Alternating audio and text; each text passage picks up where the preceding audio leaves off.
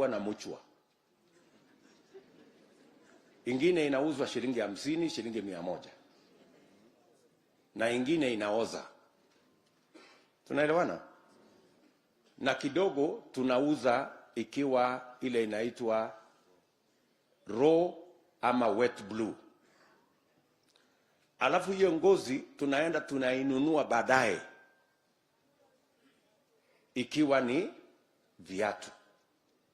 How do we use in every sub-county our jua kali sector? We promote it so that every county can make school shoes for the children in that county. Hiyo viatu milioni 22 tunaagiza. Ni vipi tunaweza kupunguza? Badala ya kuagiza 22 million, we start with reducing progressively. Na tunaanza tu hata na watoto wetu wa shule. We can do that. How do we work with our Juakali sector? And I'm sure the Juakali people are here. How do we work with them? Tuwatafutie tools na tuwape contract. Ili kila mwaka they can produce 10-12 million pairs of shoes. And with that, we can create 500,000 or 600,000 jobs in Kenya just by making shoes for our children in school. How do we use our geothermal facility? Pale geothermal, watu wa leather na watu wa textile wanatumia a lot of steam.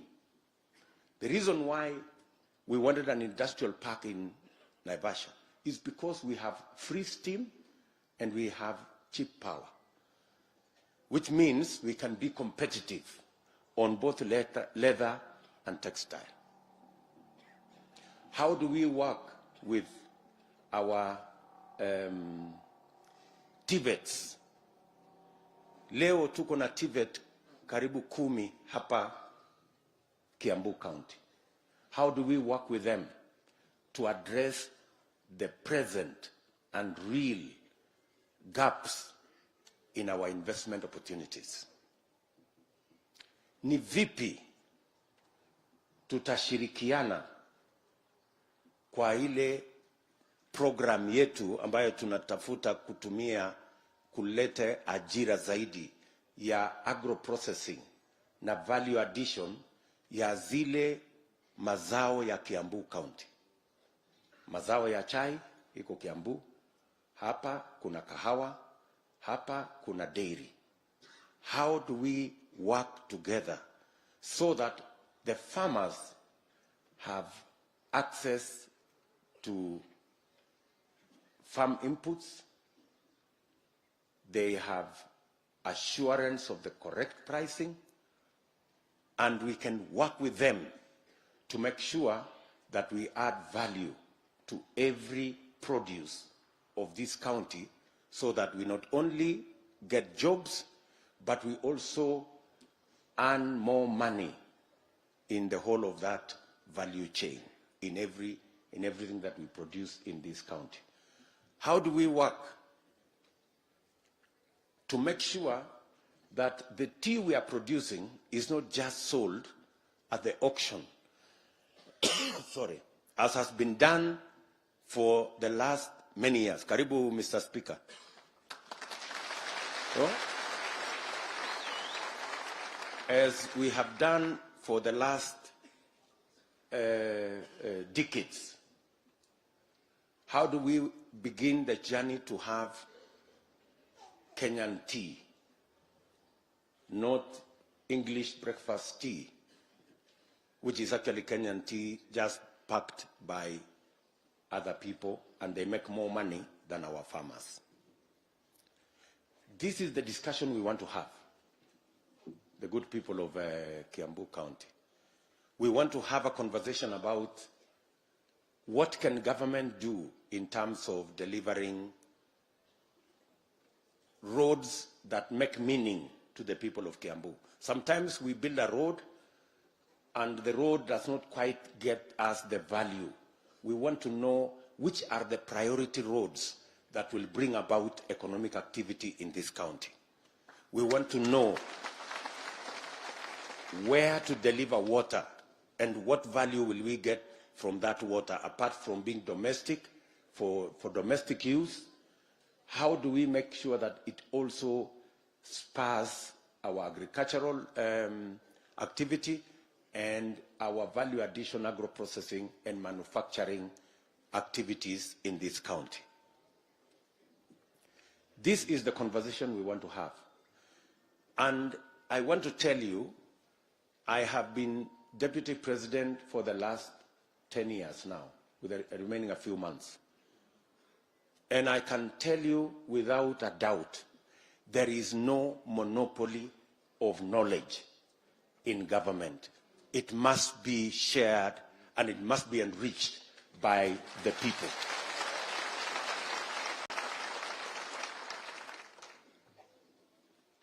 So this is the conversation, and that's why I want us to have a frank conversation. And we must make it the norm that discussions about the economy is actually at the heart of meaningful politics. When you go to the ballot, when the people of Kiambu go to the ballot, what are they going to achieve? When the leaders get the positions they will get, what will that person in Kiambu County say she or he is voting for? What will she get? She must go there knowing that I am voting because whoever I am voting for will make a difference.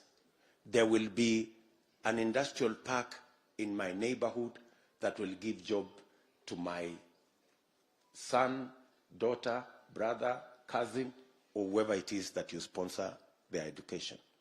You must also be sure that you are voting in a government that will give you an insurance cover or the assurance of an insurance cover over your medical bills. That is the conversation we want to have. Tunaelewana watu wangwana wa Kiambu?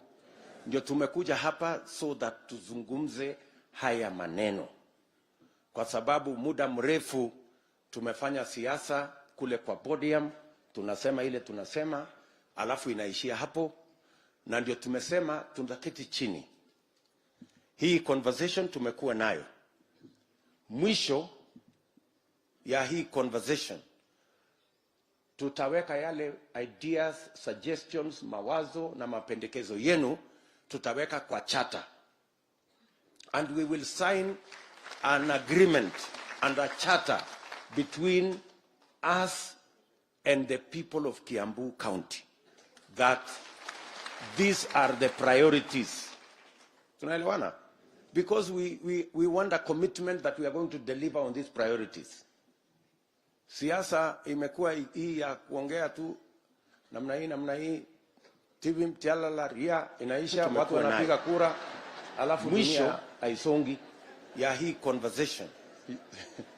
Tujui kama tunaelewana. Ideas, suggestions. So kama Kenya kwanza tumesema yenu tutaweka kwa charter, tutaandikiana mkataba, and we will sign on the agreement of Kiambu and a charter between the economic issues of Kiambu and the people of Kiambu County. And that once every year, these are the priorities. Year, we will come back here because we want there a commitment that we are going to deliver. We will go through the priorities we have agreed and how far we have gone in implementing each and every one of them.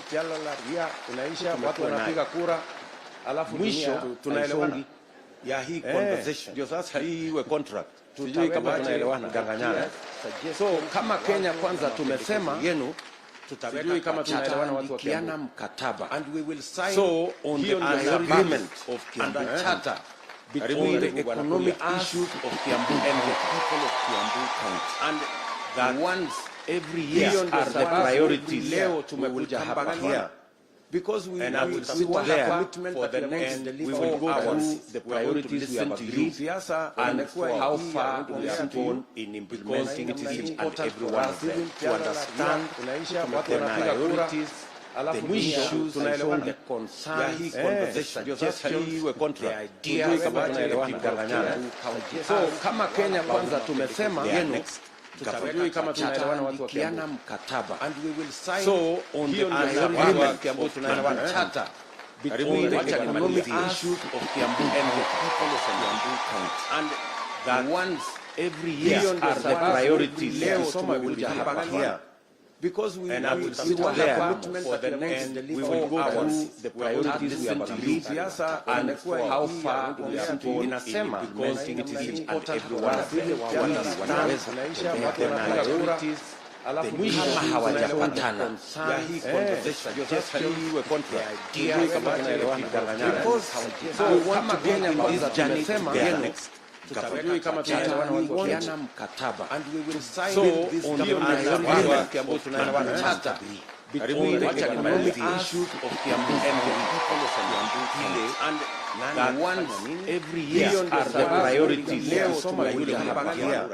Because we and I will want sit there commitment for the next 4 hours, the priorities we have agreed, and how far we have gone in implementing it in every one of them to understand the priorities of the issues hawajapatana, the suggestions, the ideas about the so we want to gain this journey together for a long time. mkataba and we will sign so this on the charter between the economic issues of Kiambu and the people of Kiambu and that once every year are the priorities here. Because we and I'm so there. Welcome to the conversation. The priorities and how far we have gone in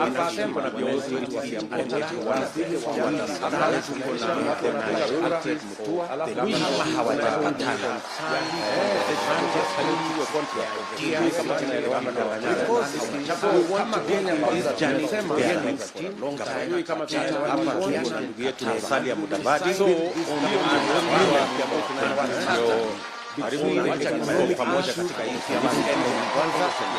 hapa tuko na Moses Kuria wa kutoka Kiambu na Bwana wa Matangi wa kutoka Kiambu. Welcome to the conversation.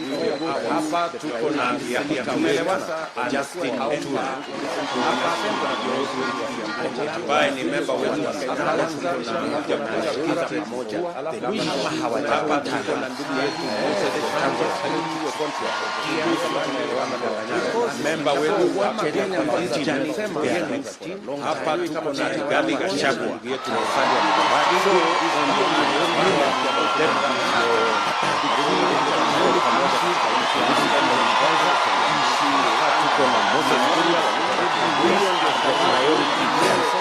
na Bwana wa Matangi wa kutoka Kiambu. Welcome to the conversation. Haya Justin Otura ambaye ni member wetu mambo ya tarumbeta, hakuna tarumbeta leo. Hapa tuko na ndugu yetu Moses ndio member wetu hapa tuko na Rigathi Gachagua yetu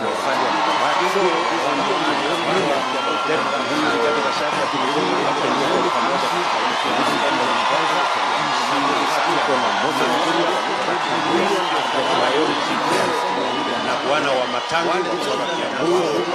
Welcome to the Justin Otura ambaye ni member wetu mambo ya tarumbeta, hakuna tarumbeta leo. Hapa tuko na ndugu yetu ndio member wetu hapa tuko na Rigathi Gachagua na mimi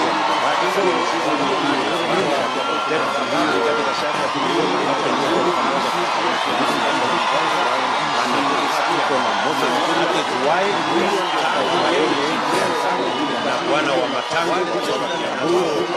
Welcome.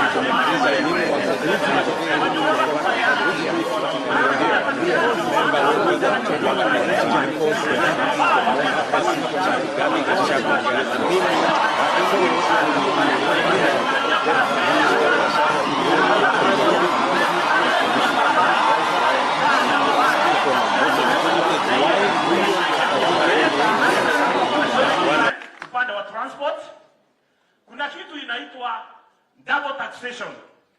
Mimi niko pale Ndremonte, hiyo ni Murang'a.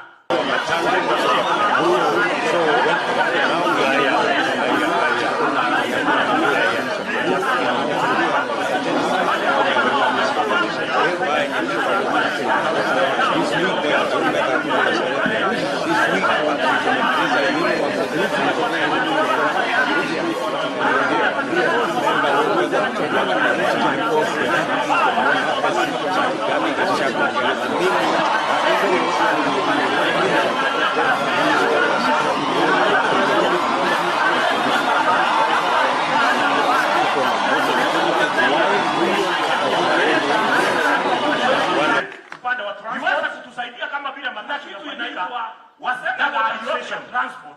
Mimi niko pale kwa Ndremonte. By so doing maneno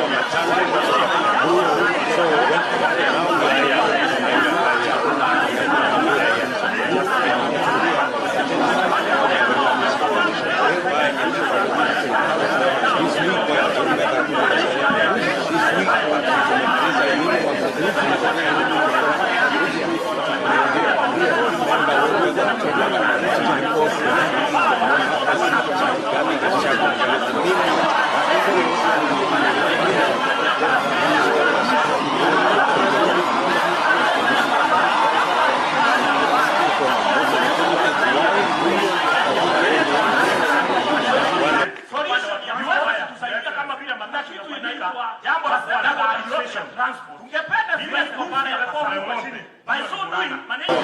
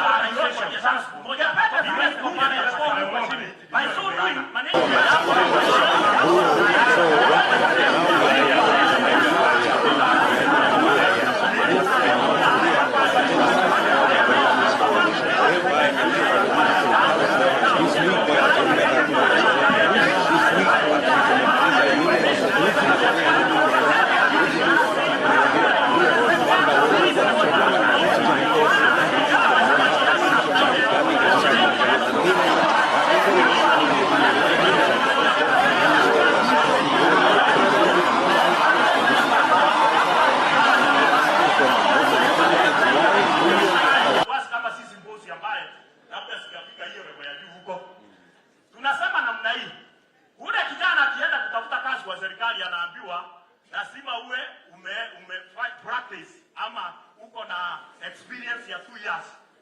Halafu akiingia pale kabla hata hajamaliza mwaka ya kuaso, ameanza ero vile alipewa, anaanza kukatwa. Your Excellency, tungeomba serikali yako ikiingia iangalie ile maneno. Jambo la mwisho nikimalizia, Your Excellency, ili nipe time. Nataka kusema hivi. Kuna hawa contractors ambao ni wa China ambao wamekuja wanajenga barabara ndio, lakini unakuta hata ile matingatinga wanakuja naye wanakodisha kwa China wao. Mimi ningeng'ang'ana kama Mkenya, niko na tinga yangu 2 imeosea pale, haipati kazi, kwa maana hata hizi kazi kidogo kidogo ya Excellency wanafanya. Kwa hiyo machache na asante. Asante sana. Asante sana. Ngoja kidogo. Nataka utusaidie na mawazo kidogo. mko na suggestion ya barabara, umesema pale access. Ningependa kabla hujaondoka uweke suggestion ya ile barabara ungetaka itengenezwe. Inapitia wapi? Inapitia wapi?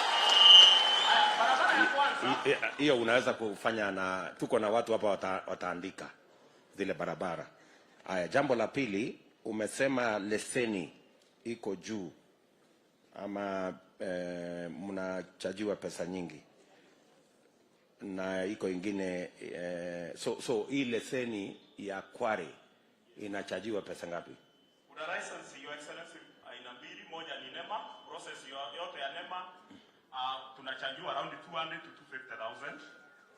Haya, process ya council wanacharge from 80 to 100,000. So na kwa mtu ambaye anaanzisha hiyo biashara kupata hiyo karibu shilingi 1,400, 300, 400 hivi inakuwa ni changamoto kubwa. So mapendekezo yako ni kwamba hiyo mambo ya NEMA na hii mambo ya council tuangalie vile tunaweza kupunguza, ama hata mahali pengine tuweze kuondoa kabisa hiyo mambo ya. Okay, ni suggestion mzuri, lakini tutaangalia tuone what is the minimum ambayo mfanyabiashara anaweza kulipa bila ya kumwekea vizuizi ya kuanzisha biashara. Si namna hiyo? Alafu ya mwisho umesema hiyo biashara yenu ingekuwa vizuri zaidi kama ingepangwa kwa sako ili watu wajulikane na biashara hiyo ieleweke. Yes, ya transport. Yes. Especially the transport component. Yes. Nataka nikuulize zile vifaa mnatumia, the equipment. Yes. Mnazinunua kutoka wapi?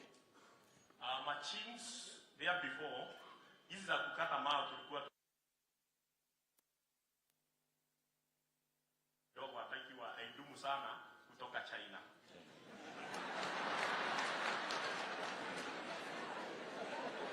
Alafu mnalipia ushuru. Unalipa tax ndio. Mnalipia ushuru. Yes sir. Haya. Karibu gavana wetu wa Bwana Mheshimiwa Kabogo. Karibu sana. Please. Thank you very much.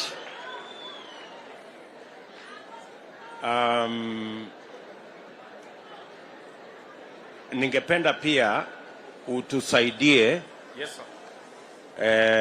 Kupendekeza sehemu ambazo mungetaka tuweke either police station ama police post ndio to improve mambo ya security katika hiyo biashara yenu. Ukimalizia hapa unaweza na group yako mnaweza kutusaidia mahali hiyo police station na police post zinaweza kuwekwa. Okay. Otherwise, asante sana kwa mawazo yako. Thank you. Richard. Asante sana Cosmas. Next, Your Excellency, ni Karimi, a dairy farmer from Githunguri. Watu ya ng'ombe ya maziwa. 5 minutes. Your Excellency, the Deputy President, all protocols observed. Nimetoka Kiambu County, Githunguri, Sub-County, wadi ya Githega, kijiji cha Meomia.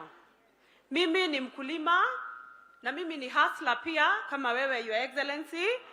Nimesoma masomo ya mifugo na sikubahatika kupata kazi, kwa hivyo sikukaa chini. Na mapato kidogo nikaanza shamba langu la ng'ombe kama 4, na baba yangu akanipatia kataito kadogo, nikapewa loan, nikaanza shamba. Sasa niko na ng'ombe karibu 100, wa maziwa, na nimejiinua na nikainua wengine pia kwa kuwapatia kazi kwa hilo shamba. Pia niko na factory kadogo na manufacture maziwa na nauza kwa mahasla kwa sababu hatujaweza kuingia kwa soko kubwa. Katika biashara ya ukulima wa maziwa tuko Your Excellency na mashida mingi sana ambayo tunapitia ama challenges za kila siku. Kwanza ni bei ya chakula. Bei ya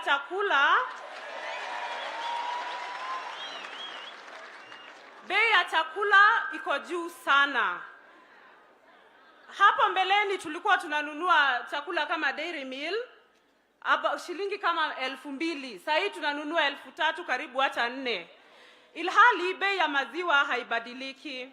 Kwa hivyo mkulima wa maziwa anaendelea kufinyika. So tungetaka serikali ya Kenya Kwanza iweze kuinua mahasla ambao wanafuga ng'ombe kama mimi, tuweze kupata chakula na chakula mzuri. Sasa hii hata chakula ile tunanunua 4,000 unapatia ng'ombe badala ya kupatia maziwa ananona tu. Ilhali tunataka maziwa. Hakuna boma ya mkaaji wa Githongori, Kiambu ambapo hakuna ng'ombe, na kama hawatupatii maziwa hatusaidiki hata kidogo. Kitu kingine Your Excellency ni bei ya maziwa. Bei ya maziwa imekuwa chini sana. Tunanunua chakula kilo moja shilingi 50, ilhali maziwa tunanunuliwa shilingi 45. Unapata kwamba kuna cartel ama mabwenyenye ambao wameshikilia soko, wananunua 45, wanaenda wanauza 120. Ilhali mkulima amenunua kilo ya chakula 50 shillings. Kwa hivyo tungetaka serikali yako iweke mikakati ambayo itaregulate prices za maziwa. Tuko na bahati watu wa Githongori mahali nimetoka, tuko na Fresh Dairies ambayo imeshikilia wakulima sana, lakini kuna Limuru imekufa, si ndio? Haya, Pasture ni kama pia imededi. Kwa hivyo tunataka at least kila town ama kila sehemu iwe na cooperative ambayo itashikilia wakulima.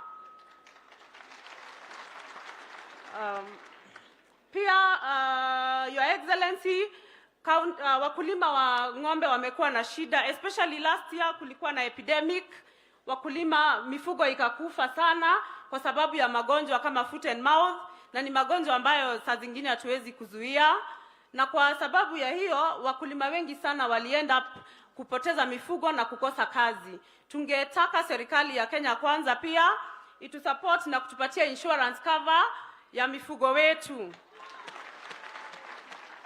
Ati tukipata shida kama hizi, ukipoteza ng'ombe 5, ukiinuliwa kidogo unasimama tena na moja na wanawezaana na pia unarudi kazini. Tungetaka serikali yako pia itupe mikopo ya mahasla pia. Kama mimi Your Excellency unasikia nilipewa title na baba yangu na niko na madugu wameigoja, nikimaliza kulipa hivi wachukue. Kwa hivyo tungetaka sana mikopo ya mahasla pia iweze kuinua wakulima wa ng'ombe, tuweze kuexpand biashara zetu na tuinuane katika hiyo sekta. Kitu kingine Your Excellency ni barabara. Barabara Githongori, especially Githongori, watu wa Githongori najua mnajua vile nasema. Tuko na the third biggest milk factory in this country, lakini kufikia hiyo mahali ni shida. Gari, baisikeli, motorbike, ukisema unaenda Githongori ujue ukirudi nyumbani either umekata spare, umefanya nini, barabara ni kama shamba Your Excellency. Kutoka Uplands kukuja Githongori ni shida. Mimi Your Excellency nimetoka kijiji ambacho kuna barabara moja ndogo ambayo inaniconnect kwa the nearest center, mahali ambapo naenda kununua chakula ya mifugo na peleka maziwa, lakini kwa sababu ya daraja mahali pa 30 meters nazunguka over 20 kilometers kwa sababu hiyo barabara hatujatengenezewa. Kitu kingine Your Excellency, tungependa serikali yako pia, tuko na vijana wengi ambao wamehitimu masomo ya ufugaji wa mifugo na hawana kazi. Kwa hivyo tukiinua wakulima, tupate chakula mzuri, maziwa bei mzuri, tupate cooperatives nyingi, pia kuwe na competition ndio bei ya maziwa iwe mzuri, pia wao watakuja kupata ajira ama kazi. Nikimalizia Your Excellency, Tungependa pia kwa njia moja ya kutupatia soko ya maziwa, utupatie maziwa ya hustlers kwa mashule yetu. Your Excellency, wale tulikunywa maziwa ya Nyayo, si tungependa hata watoto wetu wakunywe ya hustler. Kwa hivyo tungetaka serikali yako kwa njia moja ya kununua maziwa yetu ama ya kutupromote, hata ita encourage watoto pia kwenda shuleni na ita encourage pia wakulima kuendelea kufuga kwa sababu tuko sure tuko na market. So nikimalizia, ningependa kushukuru sana kwa kupewa hii nafasi kusimamia wakulima wa maziwa, especially nikiwa mwanamke, na mahali nimetoka Githiga Ward, mahali pia tumenominate MCA mwanamke Ruth, na I'm very proud to be a woman today. Thank you. Thank you. Thank you, Karimi. Can you help us with some ideas? It's true, we have a challenge of the high cost of feed. Yeah. Chakula iko bei ghali na inachangiwa sehemu kubwa na kwamba most of the ingredients, raw materials ya kutengeneza chakula, there is imported. Soya, sometimes simsim. What we want to do as Kenya Kwanza is to work on contract farming ya hizi oil crops ambayo tunatumia kwa kutengeneza chakula ya mifugo. Kutengeneza chakula ya ng'ombe, chakula ya kuku na hizo zote, because inakuja yote pamoja. Nyinyi kama wakulima wa ng'ombe ya maziwa, mnaweza kujipanga kwa cooperative, ndio tukitafuta wakulima ambao watazalisha hiyo soya na ile mimea yote ambayo tunatumia kwa kutengeneza chakula. Muko tayari tuwe na contract ama makubaliano kwamba wale wakulima wakizalisha na nyinyi mtanunua kutoka kwao badala ya zile ambazo zinatoka zikiwa imported? Do you think that is viable? It is very viable. It's very viable. Wakati tunajua ati tukikuza raw materials tutapata soko pia. Na tunajua hiyo soko hapo, tuko sure hata kuhusu quality ya chakula, si chakula tu lakini good quality feed. Good. So you think our thoughts can work, that we connect you as the end users with the producers of the raw material, so that there can be an agreement. And I agree with you, itatusaidia pia kuhakikisha kwamba the quality is right. Yeah. Tunakubaliana? Kabisa. Tumeshakubaliana tayari, tulikuwa na mkutano kama huu kule Kakamega na Busia, na walikuwa wanatuuliza wao wanazalisha simsim ambayo ni raw material ya animal feed, lakini hawana uhakika wa soko. Kama nyinyi sasa wale wakulima wa maziwa mtawahakikishia kwamba kuna soko, then watapanda hiyo simsim, watapanda soya na watakuwa na market, na nyinyi pia mtapata nafasi ya raw material. So that's the connection we need. Aya. Umesema ya kwamba mnapata shilingi 45, 45 shillings per liter. Yeah, 44 fresher. 44. Is that the optimum? What do you think is a good price for farmers that does not also hurt the consumer? Your Excellency, ukiangalia wakati tunanunuliwa maziwa 45 shillings, hii maziwa inaenda inatolewa cheese, inatolewa ghee, inatolewa cream, hiyo maji ndio inauzwa 120. Tukaweza kununuliwa maziwa bei nzuri kutoka 60 shillings kwa sababu ya bei ya chakula, then tutakuwa kwa biashara. So katika ile mpango ya Kenya Kwanza ya GMR, yani guaranteed minimum return, wakati mkulima anaenda kuinvest, anajua akitoka pale atakuwa na bei ambayo anaelewa ni kiasi fulani ndiye ajue the amount of investment anaweka pale. So kwa maoni yako ni 60 shillings. 60. Tuliambiwa kule Kitale ya kwamba shilingi 45 inatosha. Haitoshi. Huko Kitale. Wakulima inatosha kweli? Haitoshi. Lakini pengine wale wa Kitale unajua wanalisha ng'ombe kwa nyasi, wanunui chakula. Tena Kitale kuna mashamba ya mahindi. Hapa Githongori kama mimi nimefuga 100 cows quarter acre. Sasa nitaweka mahindi wapi? Aya. So tuseme tutapata kuzungumza na wakulima ndio tu agree ile bei ambayo is fair to the producer and also not punitive to the consumer. Okay. So between 45 and 60 hapo, around hapo 50 na 60 hapo, karibu na 60.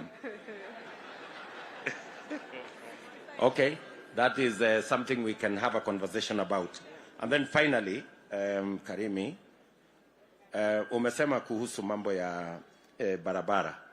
Ulisikia nikisema hapo, za zingine tumejenga barabara na tumejenga barabara mahali ambapo haitupatii ile faida ya kutosha.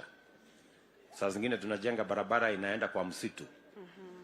Na ili hali kuna wakulima wengi wanahangaika na barabara kidogo ambayo ingewasaidia kufikisha mazao yao sokoni. So tungependa ninyi kama wakulima mtusaidie na specific roads ambazo mnajua zikitengenezwa zitatusaidia kufikisha maziwa yenu na mazao ya wakulima wengine mahali mnataka ifike, either kwa processor ama kwa soko market. And I will request you, before you go and sit down, you engage our economic team there so that you can make some suggestions. Okay. Sawa sawa. And then finally Karimi, mambo ya credit. Hebu tueleze hapo kidogo, what are you thinking about? Hiyo ulipatiwa title. Wewe uko na bahati, uko na title. Kuna wengine wengi wangetaka kufanya hiyo biashara lakini hawana title. So what would be your suggestion from a position of a practitioner? Nafikiri wakati tuna ng'ombe inaweza hata kuwa ndio security, lakini unapata kwa hizi cooperative zetu lazima upeleke kitu kubwa, zingine hatuna. Tunasema sisi ni hustlers, so tupate mkopo ambayo tutapata interest rates mzuri za kutuwezesha kuexpand biashara na kuanzisha biashara. What kind of interest rates are you looking at that you think inaweza kusaidia wakulima waweze kupata mazao? Kwa maoni yako tu, sio something, just mawazo. Nafikiri hata tukapata nusu ya ile tunapata kwa mabenki ama close to hapo karibu na 5%. Huko chini. So sorry. So two things. Ili to avoid mambo ya kusema lete title, wakulima wakijiweka kwenye cooperative, kwa sababu lazima kuwe na njia ya kusecure ile pesa. So wakiwa katika cooperative, then tunaweza kutoa pesa ya serikali at 3%. Yes. Na nyinyi mpatiane kwa cooperative at 5%. Good. Nyinyi unaona hapo itakuwa sawa? Hapo iko sawa. Na wale ambao hawana sasa security, inakuwa ni ng'ombe ile umenunua. Ndio. Hiyo ndio inakuwa security yake. Alafu juu yake tunaweka insurance. Ndio ng'ombe ikipotea insurance inalipa. Nzuri. You think that's a good proposal? Very good. Okay. Asante sana. One moment tuko na mawazo ingine, maswali kidogo. Kutoka Rigathi Gachagua. Asante sana. Your Excellency, ni kweli tuko na shida kubwa ya wakulima ya maziwa hasa hapa Kiambu. Na shida kubwa ni hii monopoly, kwa sababu kampuni mingi zilizazimishwa zikanunuliwa na kampuni moja. Na tunapongeza watu ya Githunguri Dairy kwa sababu walikataa kuuza fresha.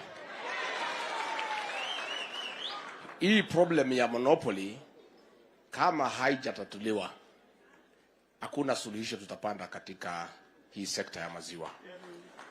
Na hii maneno ya hii kumaliza hii monopoly iko mkononi mwenu na sisi wale mko hapa, wakulima na Wakenya. Ile monopoly ya maziwa ndio sababu moja tunalazimishwa project ya Azimio. Ndio ile mtu ya Azimio aendelee kulida hiyo monopoly. Kwa hivyo tukitafuta suluhisho, ni jukumu letu kuhakikisha ya kwamba hii project ya Azimio imeanguka. Ndio sasa tutapata nafasi ya kutoa ile monopoly. Ndio hawa wenye monopoly wasiweke bei, kwa sababu wananulia sisi maziwa shilingi 40-45, wanachemusha, wanaweka karatasi kidogo, wanauza 120. Na hata hapa Your Excellency, hapa Kiambu iko mama moja rafiki yangu alitaka kuniletea maziwa, akashikwa na watu ya Kenya Dairy Board jiani. Hata hapa watu wakiwa Nairobi, mashemeji, marafiki, huwezi lete maziwa kutoka Kiambu lete mtu Nairobi akunywe, kwa sababu ile Kenya Dairy Board imepewa kazi ya kuhakikisha maziwa yote imeenda kwa ile kampuni ambayo iko na monopoly. So as we look for solutions, na Deputy President na sisi tunasikiza, pia nyinyi mko hapa na wakulima wote na sisi zote tuko na jukumu to restore the dairy sector, to make sure that Project Azimio does not see the light of the day, so that it does not come to protect that monopoly. Asante sana Mama Karemi. Thank you very much for your ideas. Tunashukuru sana. Haya, unaona ako na kampuni ya Excellency inaitwa Aziza Foods. Hiyo yenye anafanya biashara ya maziwa kutoka ng'ombe 4 mpaka ng'ombe 100. Asante. Next we will have from Tea, Coffee and Horticulture from Larry Sub-County, Mr. Benson Jongo. Na ni sawa ukimaliza kuongea unaweza salimia hasla. Benson, 5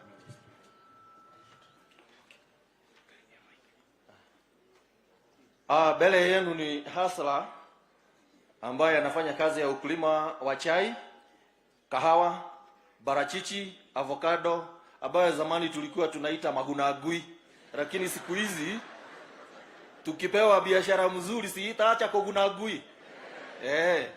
Sasa izile changamoto ya kwanza, tunajivunia kuwa wakulima.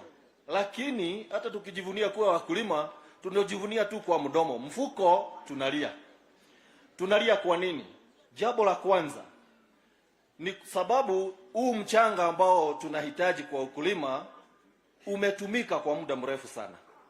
Na sababu umetumika kwa muda mrefu, madini ama nutrients zenye ziko kwa mchanga zimeshuka chini.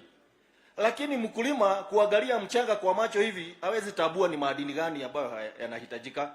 Kwa hivyo anahitaji laboratory tests zifanyiwe, na ukipeleka pale saa hii bei iko juu ya kufanya hizo tests.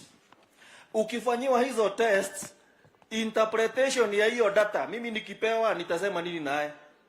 Na nimelipia. Tena naambiwa leta consultant ndio kupea advice. Ili hali serikali inaweza kuwa na interpreters wa hiyo data, ikuwe close to the farmer. The cost of those analysis ipungue, ama tufanyiwe kwa kila county simple testings, pH, major nutrients ziwe zinatestiwa pale. Hii ingine ni ukipewa advice, enda nunua hii bolea.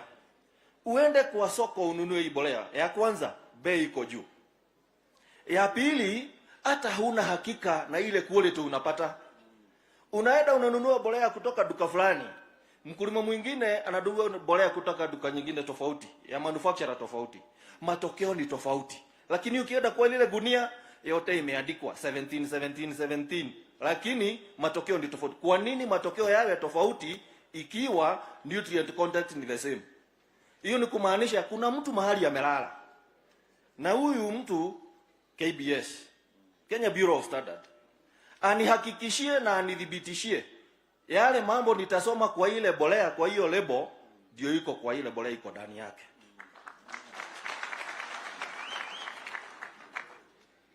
Ya tatu niyo tunasema that high cost and the quality. So what do we do? Tutafanya nini? Kama serikali tugeomba tuwe tuna mambo ya taxes ya agricultural inputs. Hakuna haja niambiwe nilipie kwanza alafu nikuje nirejeshewe na KRA. Sababu itabidi nikuwe na pesa kwanza ndio nilipe. Hiyo pesa imetoka kwa production system, hainisaidii. Ikirudi baadaye nitakuwa nimepoteza gharama ile nilikuwa nimefanya na muda umepotea. Hiyo ingine ni mambo ya kuwa sina hela. Kijana ametoka shule, hasla, ako na nini? Tumesikia mtu hapa, mwanadada hapa, alikuwa na bahati, babake alikuwa na title. Kuna hao ambao hawana title, lakini nimepewa kisehemu kidogo na babangu. Tuko watu watatu. Sasa utaweza nisaidia nini? Kwa nini tusipewe startup capital ya agricultural production ambayo nitapewa muda? Kama mimi ni mzalishaji wa chai, tunajua vizuri sana nitaanza kuvuna chai baada ya miaka mitatu. Kwa nini nianze kulipa next year? Kwa nini nianze kulipa in 3 months? Na pesa itatoka wapi?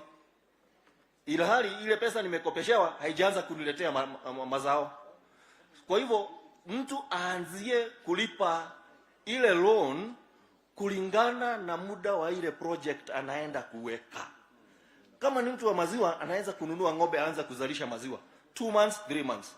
Mkulima wa maharage ama vegetables 3 months ataanza kuuza. Mkulima wa kahawa probably 3 years. Majani chai 3 years, the same kwenda juu. Hiyo ingine ni kwa hizi mazao za chai na kahawa na barachichi, avocados, ambazo huwa zinachukua muda kwa shamba. Saa zingine zinakuwa na outbreak ya magonjwa na wadudu waharibifu, the pest and disease outbreak. Hatuna uwezo ambao uko kwa usawa sisi wakulima wote. Kuna wale wakulima wataweza kuzuia yale magonjwa, lakini jirani hana uwezo. Itafanyika nini? Atazuia magonjwa, lakini baada ya muda kama siku 3-4 ugonjwa unatoka kwa jirani yake unarudi. Kwa nini tusikue na control programs? Tukiwa na agricultural extension service providers, wanakuja wanazunguka kwa haya mashamba, wakiidentify ugonjwa ama wadudu waharibifu, wanasema ile dawa tunatumia ni hii. Inaanza kutumika pande moja ya wazalishaji mpaka pande ile nyingine. Inawekwa kwa siku 2, siku 3. Magonjwa hayana mahali pa kukimbilia, wadudu hatakuwa na mahali pa kukimbilia. Lakini saa hii iko erratic. Huyu anazuia, huyu hana.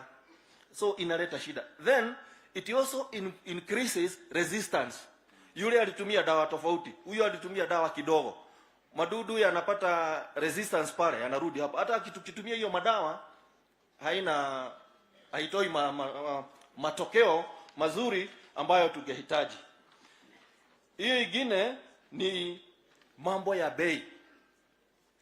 Kwa nini tusikue na kitu inaitwa guaranteed minimum returns ambayo ulisema? Lakini hii guaranteed minimum returns nani anaiweka? Tuhusishe mkulima, tuanze na yeye. Gharama ya kuzalisha iko ngapi? Ugiwa kama hii pesa ulikuwa umeendea bank iko na 10% interest, weka pale. Sasa ukishaweka hiyo 10%, sasa tafuta faida ya mkulima. Hiyo ndio inaitwa sasa guaranteed minimum returns. Mkulima atakuwa kwa biashara. Hiyo ingine ni mambo ya soko. Soko kivipi? Kuna mtu unaona sasa hii tunasema barachichi, wakati huu tunaongea saa hii makorofia, mwezi wa 5, mwezi wa 4, mwezi wa 5 hayana bei, lakini hatujui ni kwa nini. Alafu tunapata mwezi wa 6 ambao wenye wanauza ng'ambo wana uhakika itakuwa na bei, lakini hawatoa bei, sababu sisi hatuna hiyo information. So kwa nini tusikuwe na platform ambayo inaweza chukua hizo zote, soko zote, kila mkulima anaweza, hata akiwa kwa kasimu kababe, anaweza tumiwa ka ujumbe, wewe ni mkulima wa avocado, bei itapanda siku hii, ama mahitaji itakuwa kwa soko itapanda siku hii. Hiyo ingine ni wide variation, ama gap iko kubwa sana from research to the farm. Research unapata imefanyika, tuende University of Nairobi, papers zimejaa huko za research findings. Inasaidia nani? And yet it is funded from taxpayers money. Kwa nini research findings ziziletwe karibu na mkulima? Kwa hivyo tunapata mkulima ataweza kupata this information, new technology, innovative technology ambayo wamefanya, na mkulima atainuka. Hiyo ni vitu ambayo ilikuwa inakata across the various crops. Nataka nipe muda kidogo niingie kwa sekta tofauti. Nianze na sekta ya chai. Changamoto ya kwanza at the farm level, from the factory level, kitu ya kwanza ni tea hawking. Unapata mtu alipata leseni ya kusiaga chai, lakini hana chai hapa Kiambu. So anafanya nini na license na kuja kuchukua chai huku Kiambu? Chai hiyo ananunua 17 shillings. Inaenda kusiagiwa kwingine. Mkulima amepewa tu hiyo 17 shillings. Lakini ukiangalia ile pesa amepoteza pale, sababu hatapata pesa nyingine zaidi. Ukilinganisha na factories za KTDA, zinapata kama ukianzia 21 shillings per month. Hapo wamepoteza 4 shillings. Kuna bonus inakuja. Huyu mwenye hawking hatapata. Over and above, what does that hawking also do? Ina encourage theft ya chai usiku. Mimi naamka asubuhi napata chai yangu imechunwa. Sababu yule hoka ama yule mnunuzi wa chai atakuja kununua. KTD hawezi nikuchukulia kama sina namba, lakini huyu mkulima hana utaratibu, huyu mnunuzi wa hoka hana utaratibu wowote. So it is encouraging theft of tea. The other one is, for theft of tea, if we have enforcement of the legal framework ya licensing, ikuwe enforced, tutapata suluhisho. Hii ingine, kwa factory za chai, wanatumia nguvu za umeme na kuni. We can see what is happening to our environment, availability of the firewood, the cost of electricity. But we are not seeing investment in terms of solar. Nimejaribu kuigiana na watu wa solar. Naambua ule ujuzi huko is too expensive for us. What can the government come? Can they subsidize or remove some of the taxes for these inputs ndio tuweze kuzitumia? We will protect the environment and we will have cheap tea. We will reduce on our carbon mileage. Hiyo ingine ni barabara. Wakati kumekauka, majani tumebeba vizuri. Wacha kunyesha tu siku moja, chai inalala kwa buying centers. Na tunaambiwa hii bado inazusha quality. So those roads, we need to identify. There are some roads. For example, I come from Kagwe Tea Factory. There is one road. It has never been made.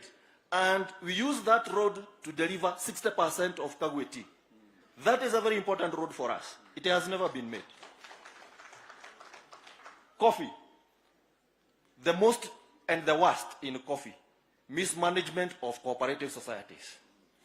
If we had good management of cooperative societies, tunachaguliwa kuingia kwa coffee cooperative societies tukiwa maskini. In 2 years, mtu anaenda na Range Rover. Tunaona hiyo ni pesa yetu. Lakini tukijaribu kama wakulima kufuata yeye, hatuna uwezo. Yeye ako na pesa ile alituiba, alitupora. Kwa nini tusiwe na sheria ya kulazimisha huyu mtu ile pesa alipora irudishwe kwa society? And because we have I'll give over, hand over, because there are other more contributions, I'll hand over this report. I know it will get you. Hasala mwenzangu. Thank you very much, my brother. You have a lot of information. I am really surprised that you have a wealth of information. Pongezi. Thank you. So, Bwana Ndung'u, umesema mbolea tuhakikisha kwamba is of the correct quality. Yes. Na pia tuhakikisha kwamba iko katika bei ambayo mkulima anaweza kulipa. Yes. At the moment, bei ya mbolea ni kama shilingi ngapi kwa saa hii? DAP ukienda kwa soko is between 6,000 6,200. 17 5,800. CAN 4,500. Depending on where you are. Yes. So I remember we had brought it down to 2,500 at some point. Sir, can I tell you the problem? Yes. The problem is the subsidized fertilizer is only available at NCCPB stores. And not all of us are able to go there. The other one is the bureaucracy involved in accessing the store. That is the work.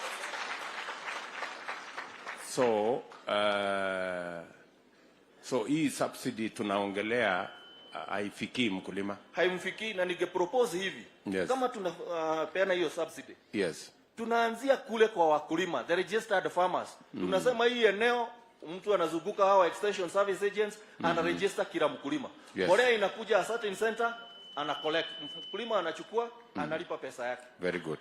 So unataka tupeleke hii mbolea subsidized by government pengine kwa cooperative ya wakulima wa chai, cooperative wakulima wa, badala ya kuweka huko kwa NCPB. Exactly. Ipelekwe kwa wakulima. Exactly. Ndio kila mkulima aweze kubenefit. Yes. What price do you think is optimum according to you? Mahali mkulima aweze kufinyika na anaweza kupata faida kidogo kwa hii bei ya mbolea. Yes, we need each other in this industry. The businessman needs to be sustained, and so what we are asking for is close to the manufacturing price as much as possible. If we can get it at between 1,500 to 2,500, the most expensive, we will be comfortable, and we will sustain the businessman, and we will be in the business. So unasema turudishe hii bei irudi pale kwa 2,500 mahali tulikuwa tumeipatia. Hata ikiwezekana na ifike kwa wakulima wote. Kabisa, msamishima. Sawa sawa. Haya. Ya mwisho. Nakubaliana na wewe juu ya startup capital. Hapo umezungumza vizuri sana mambo ya startup capital ya wakulima. Mimi nataka nikuulize credit kawaida wakulima wa sekta yenu wanatoa wapi credit? Is it Agricultural Finance Corporation? Do you get any facility? We don't get from AFC. It's the commercial banks. Yes. And through the SACCOs, yes, we come and aggregate ourselves, yes, and then we get assistance from for example, right now, we get through K-Unity, or those are the SACCOs that we have, and commercial banks. What is the interest when you borrow? It's coming between 12 and 14%. Yes. Do you have any farmers that borrow money from Agricultural Finance Corporation? Getting from Agricultural Finance Corporation, the requirements are just way too stringent that the common farmer cannot afford. It's only affordable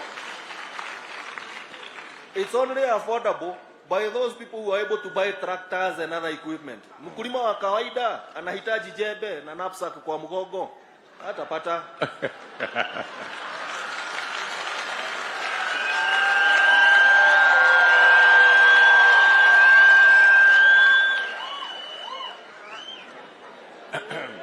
So,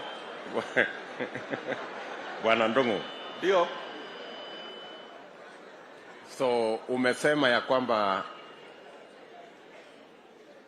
kama ingewezekana, wewe kama unapendekeza, ni tufanye vile tulisema kwa ule mama wa dairy, kwamba mikopo ya sekta ya production kama kilimo tuilete chini ikuje pale kwa 5%. 3 to 5% will be okay. 3 siko chini sana. No, I'm aware we have international lenders. Correct. And if we engage them in terms of carbon mileage, yes, and other emissions that we are controlling to bring down global warming, yes, we will get cheap financing.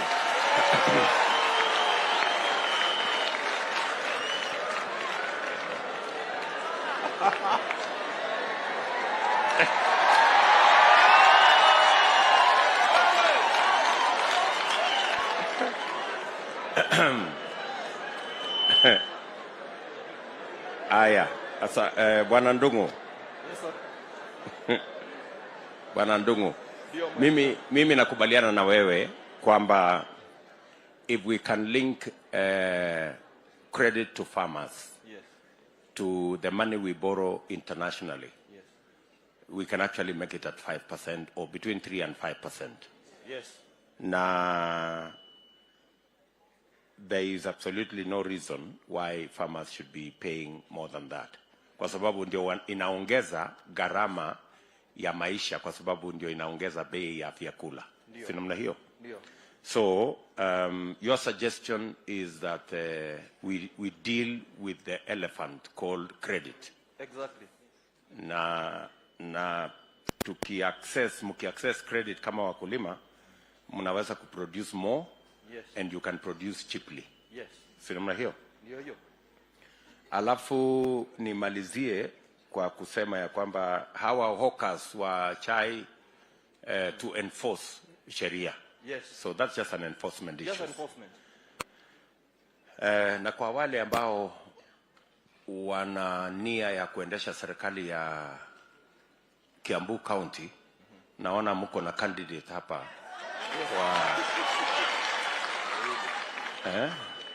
wa kusimamia sekta ya kilimo. Asante sana Bwana Ndungu. Ngoja kidogo, 1 minute.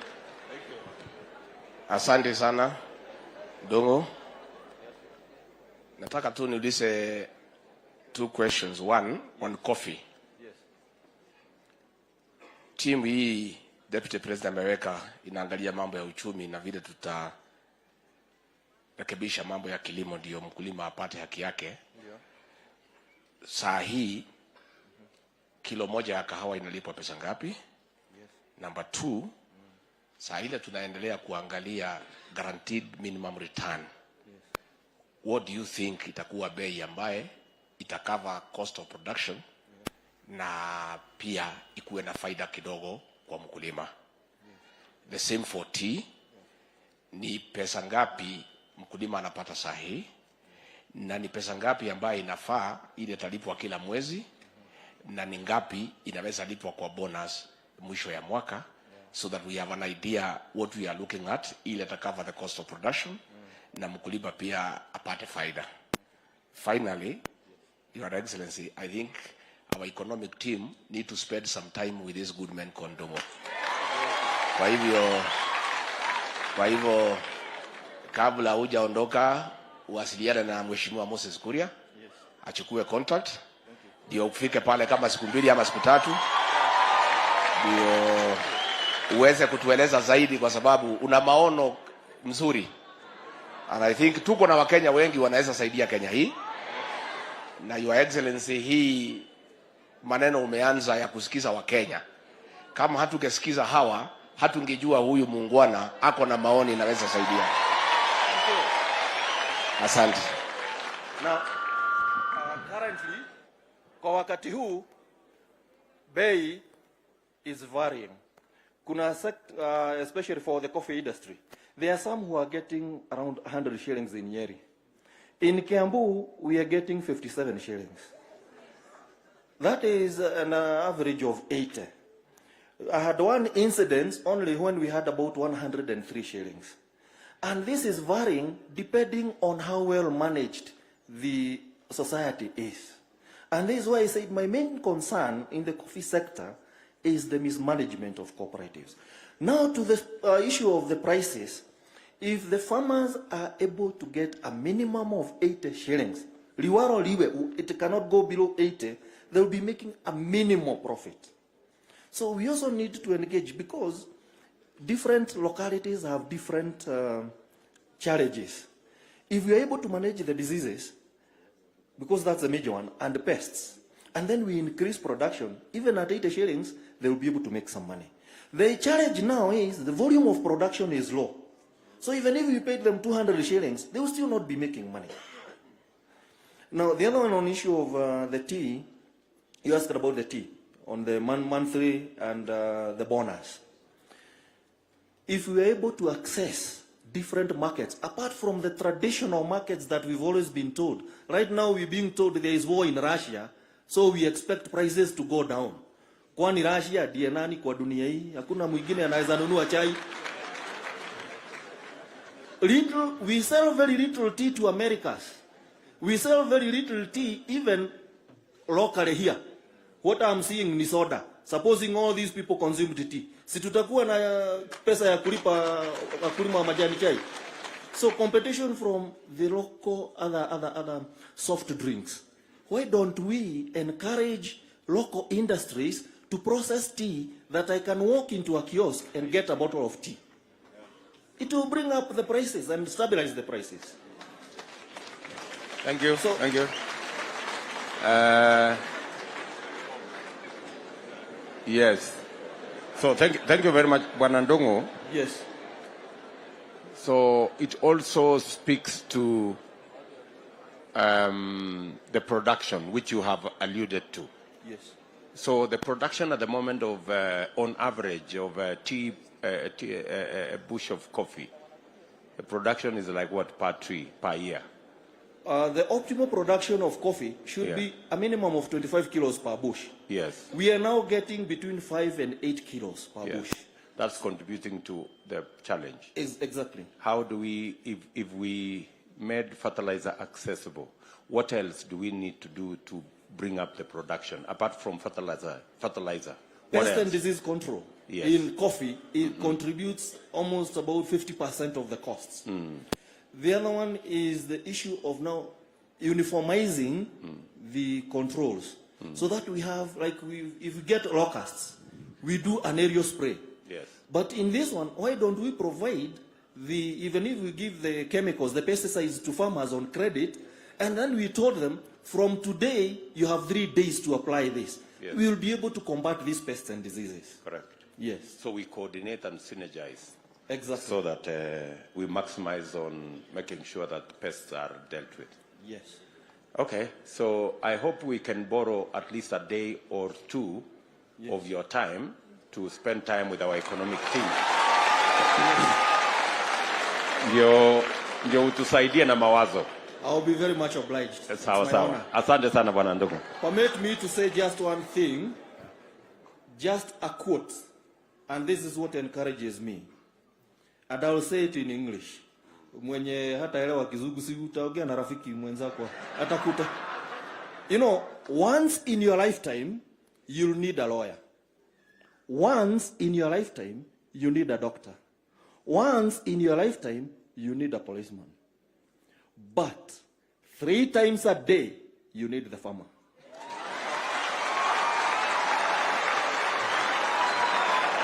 Haya, Benson, nenda usalimie Hasla. Your Excellency, as I invite the next speaker, Mr. John Bogwa, to represent Commerce, Trade and Markets from Ruiru Sub-County. Mheshimiwa Naibu wa Rais, nina hakika unatafuta mawaziri. Na hii kura yetu hapa Kiambu ni mingi sana. Na ukitafuta waziri wa kilimo, nafikiri umepata hapo.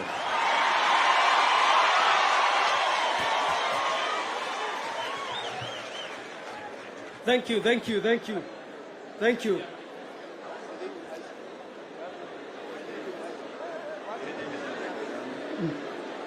Haya, tutulie tusikie kama tuko na waziri wa Trade and Industry hapa. Hamjaboni wa Kenya. Kwa majina ni Mbugua kutoka Ruiru Sub-County.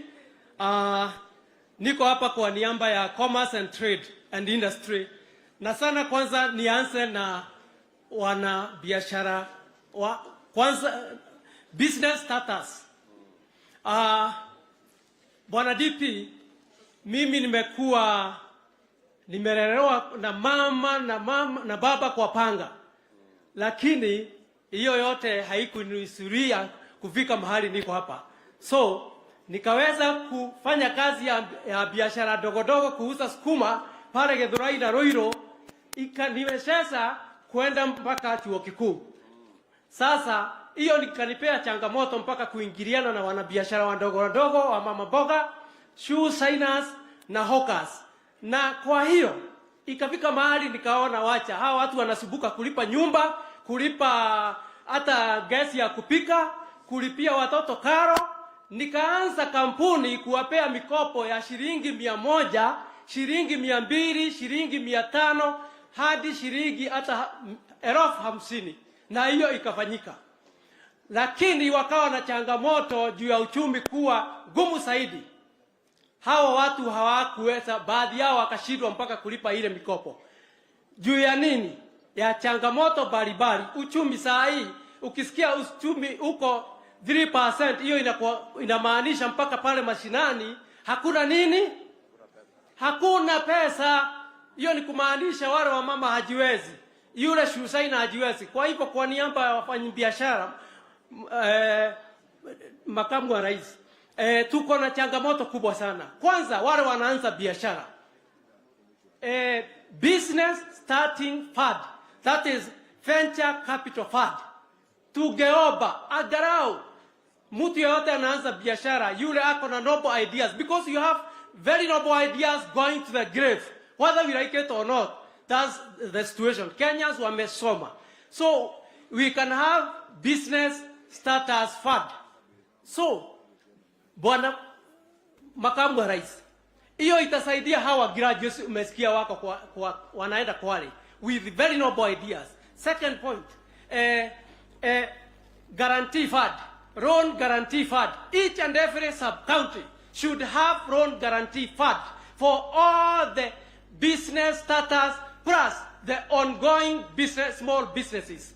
That's why these small businesses are failing with reasons, because inafika mahali unataka shilingi 5,000 unasunguswa na wanabenki, interest rate kule kwa benki ni kubwa zaidi, excise duty ni kubwa zaidi, processing fee ni kubwa zaidi. What do? You coil. Hiyo biashara inafanya nini? Inaisha. Umecreate business kwa watu wengine, umecreate employment kwa watu wengine, so hiyo biashara inakufia hivyo just because of 5,000 shillings. So we request your coming government to consider or set aside an authority to have venture capital fund for business starters and ongoing businesses. Second, to have loan guarantee fund for each and every county. And we should, if possible, have a kit for that and an authority for that. Hiyo itatusaidia sana. Next, kwa county zetu utakuta kuna permit, business permits na licenses. Why can't we have only one single permit or one single license badala hii milolongo ya licenses? Kwa nini tusikue naye? Ndakaa tutakuwa na hiyo single business permit. Unakuta ile permit ya 10,000, yule kuna mtu hawezi lipa hiyo mara moja. Nikichukua ile capital sasa na ni 10,000 na ndio nahitaji kulipa ile kanjo, what do you expect? Kaa nyumbani, umempeleka nyumbani, the business is gone. So we request the country. The other issue, particularly when it comes to issue of taxation, Your Excellency, the element of VAT is really hurting this country, and I can tell you for sure. The element 16%, surely. That's why the cost of unga is going all the way to 150, and that's why the cost of cooking oil is going to 900 and something. So with only 1,000 today, you go to a supermarket, my fellow citizens, you only buy only 2 items. You can imagine. Now, where is Mama Mboga? So the element of taxation, the element on income tax is really hurting business in our country. The other element, key element right now is the cost of fuel. That is hurting across board. Either manufacturing, either matatu industry, it's cutting across and it's affecting our economy. If suppose we can have our cost of fuel, the government subsidize the cost of fuel from 145 the way it is, I mean 150, to 100 shillings or less than, like 80 shillings. Like any other East African country, you can imagine what will happen to our economy. You can imagine somebody from Loiro to Nairobi pay just only 100 shillings. Surely. Huyu mtu wa biashara ako namna gani? So that is killing our economy, whether we like it or not. It's hurting our economy. Thank you very much. Thank you. Thank you very much, James. John. John Mbogwa, eh? Sure. Yeah, asante sana Bwana Mbogwa. Tunakubaliana na wewe mambo ya startup fund. Sure. Umetueleza hapo uko na experience kidogo ya kulend pesa. Sure.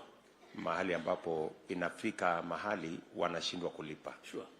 On average, from where you sit, on average, wale wafanyabiashara wadogo ambao wanakopa hizi pesa pale madukani, packet, ni kama wanakopa na interest ya pesa ngapi kwa mwaka? Ama ni kwa mwezi, ama ni kwa wiki, ama ni kwa siku? Sana sana hawa watu wanahitaji, wako na mahitaji ya papo hapo. Kwa hivyo unakuta mtu anataka shilingi 5,000. Hiyo ndio ama 2,000 ama 2,000. Hiyo ikizidi sana ni ya kulipa nyumba shilingi 6,000 ama 3,000. Na hiyo inakosekana hata ukiona ni wanabiashara. Surely. So mimi nakuuliza, nataka unijibu usikize ile kitu mimi nakuuliza. Yes. Tafadhali. Najua you have answered correctly. Mimi ndio sijauliza vizuri, wacha niulize vizuri. Niulize huyu mtu ambaye yako sokoni hapo amekopa shilingi 1,000 ama 2,000 pale sokoni, anatakikana alipe baada ya muda gani, na interest ya hiyo pesa ni kama pesa ngapi? Kama ni 1,000 ama 2,000, anatakikana alipe after how long? Is it a day, 2 days, 1 week, 1 month? And how much interest do they pay on average? On average, huwa it goes to between 10 and less than 10. Itakuwa, lakini ukienda confessionally vile inafanyika, it's more than 20%. It's more than 20% ukienda kwa banking industry. So how can they afford 20% per year or per month? Per annum. Per annum. 20%. Na unakuta hakuna hata grace period. So 20% per annum. Aya. Umesema vile vile Ebu hiyo ni maoni yake Bwana Mbogwa. Pengine kutakuwa na mtu mwingine ako na experience tofauti. So Bwana Mbogwa, umesema hii pesa ambayo ni ya kusaidia wafanyabiashara wa kule chini, ungetaka iwekwe mahali ambapo kila mtu anaweza kufikia. Si umesema hivyo? Exactly.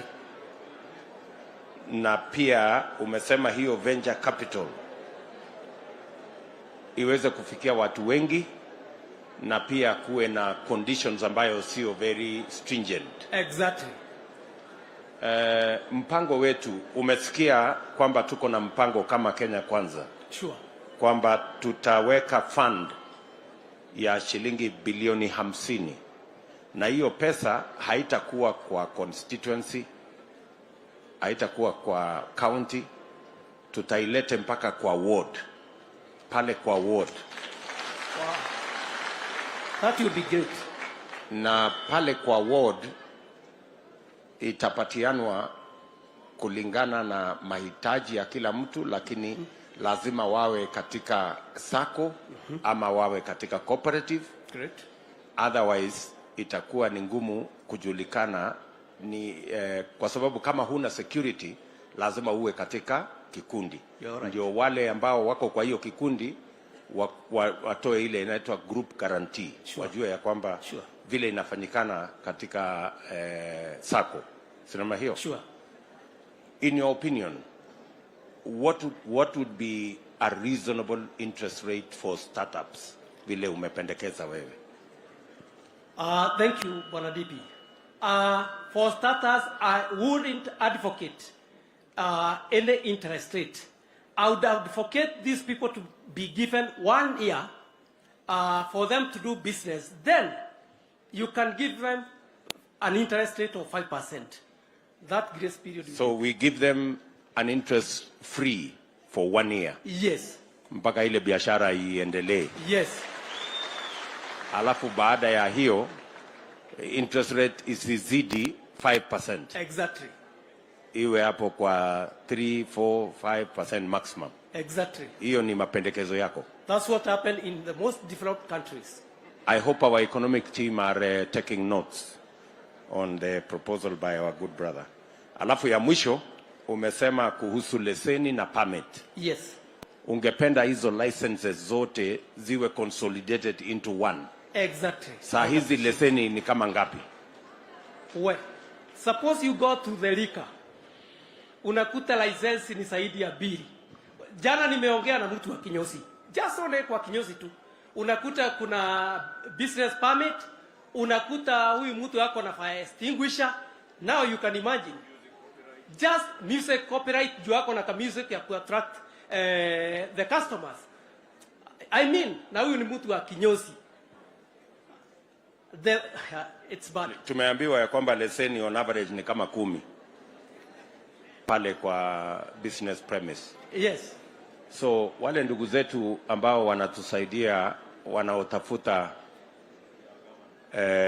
uongozi wa county, mumesikia vile John Mbogwa sure. Anasema hizi leseni kama itawezekana zipunguzwe, kuwe na leseni moja, mtu akishalipia basi biashara inaendelea. Sure. Sawa sawa John. Bwana DP ukiniruhusu kidogo. Just on 1 minute. We normally talk of Asian tigers. Why should we be talking of Asian tigers? Why can't we have an African tiger, that is Kenya? We Asante. are importing pencils. We are importing toothpicks from these countries. Why? Why can't we have we can have our counties or our constituencies, one constituency to produce pencils, the other constituencies to produce toothpick, the other constituencies to produce shoes. So why can't we be a net sponsor in Africa? Thank you. The reason is because we haven't had this conversation. Sure, I believe. Bwana Mbogo, just a quick one, eh? Yes. Wakati, because you said you do some lending. Yes. Or at least you are involved with some organizations that do some lending. Yes. On average, what is the default rate kwa wale wanashindwa kabisa kulipa? Okay. Just roughly. Yes. And then 2, what happens when they have defaulted? What is your recourse? What do you do to them? That's another experience we experienced. The default rate was almost 20%. Now, and it's huge. You can imagine that was from my saving, the saving I got. People are going with 20%. So that was a big challenge to me as far as I'm concerned. But if I had this fund, I would have.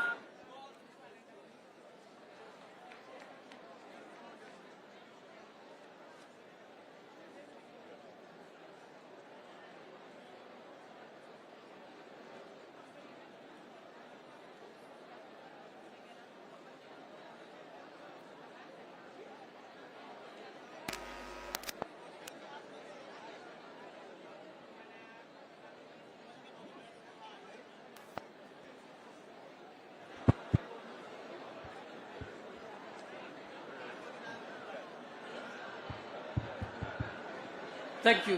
Thank you. Ilifika mahali ikanibidi kwanza nisimamishe biashara kiasi. Juu hawa watu 20% ya pesa ilikuwa umesave, ni pesa yako umesave ili uinue wafanyikazi, uinue wanabiashara wenzako. Sasa hiyo ikabidi ile biashara ikawa juu wako na changamoto, ile biashara isimame. Na ni kawaida mpaka wale wana biashara tuko nao hapa. So hiyo ni changamoto, na ndio unasikia nikisema mambo ya venture capital funds na a loan guarantee fund. Thank you very much. Okay. Thank you. Aya, asante Mbogwa, huku jibu wale wanashindwa kulipa.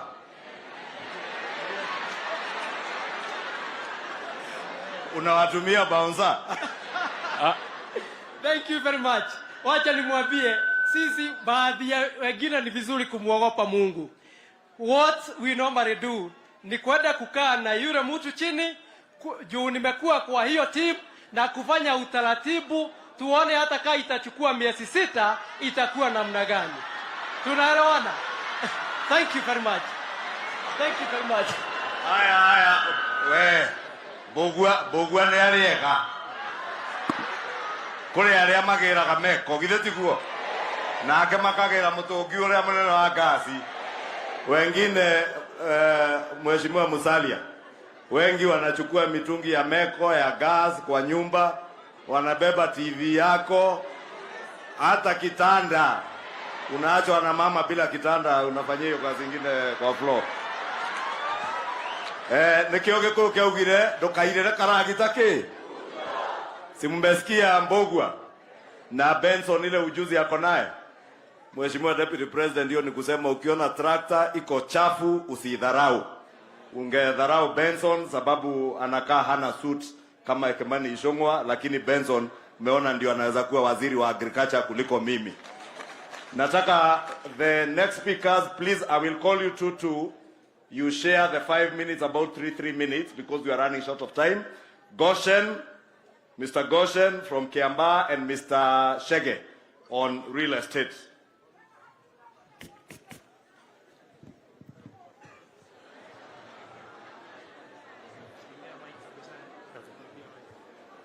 Chamge, Your Excellency, and all the protocol observed. This morning, I'm very happy kwa sababu ya ile hope tumekuwa nayo kusikizwa na zile swali ambazo umetaka kujua kutoka kwetu. How? Kampuni yangu inajiita Goshen Real Estate. Tuna deal na mambo ya kulipisha nyumba, kudevelop and all that. Mali nilianzia kulipisha nyumba as an agent. Nao tumeendelea kidogo, tumepata kuanza kudevelop pole pole. Na changamoto zenye ziko pale ni mingi, na hii serikali ambayo inakuja tuko na matumaini sana, kwa sababu kama umetusikiza na umeniuliza how, which I'm about to say how, kama vile tunaweza fanya Ruaka, Kiambu ikue bedroom, na siku hizi Mr. Ichung'wah inakuanga bedroom with a master. Kwa hivyo tunafaa tuitengeneze ikue better na zaidi.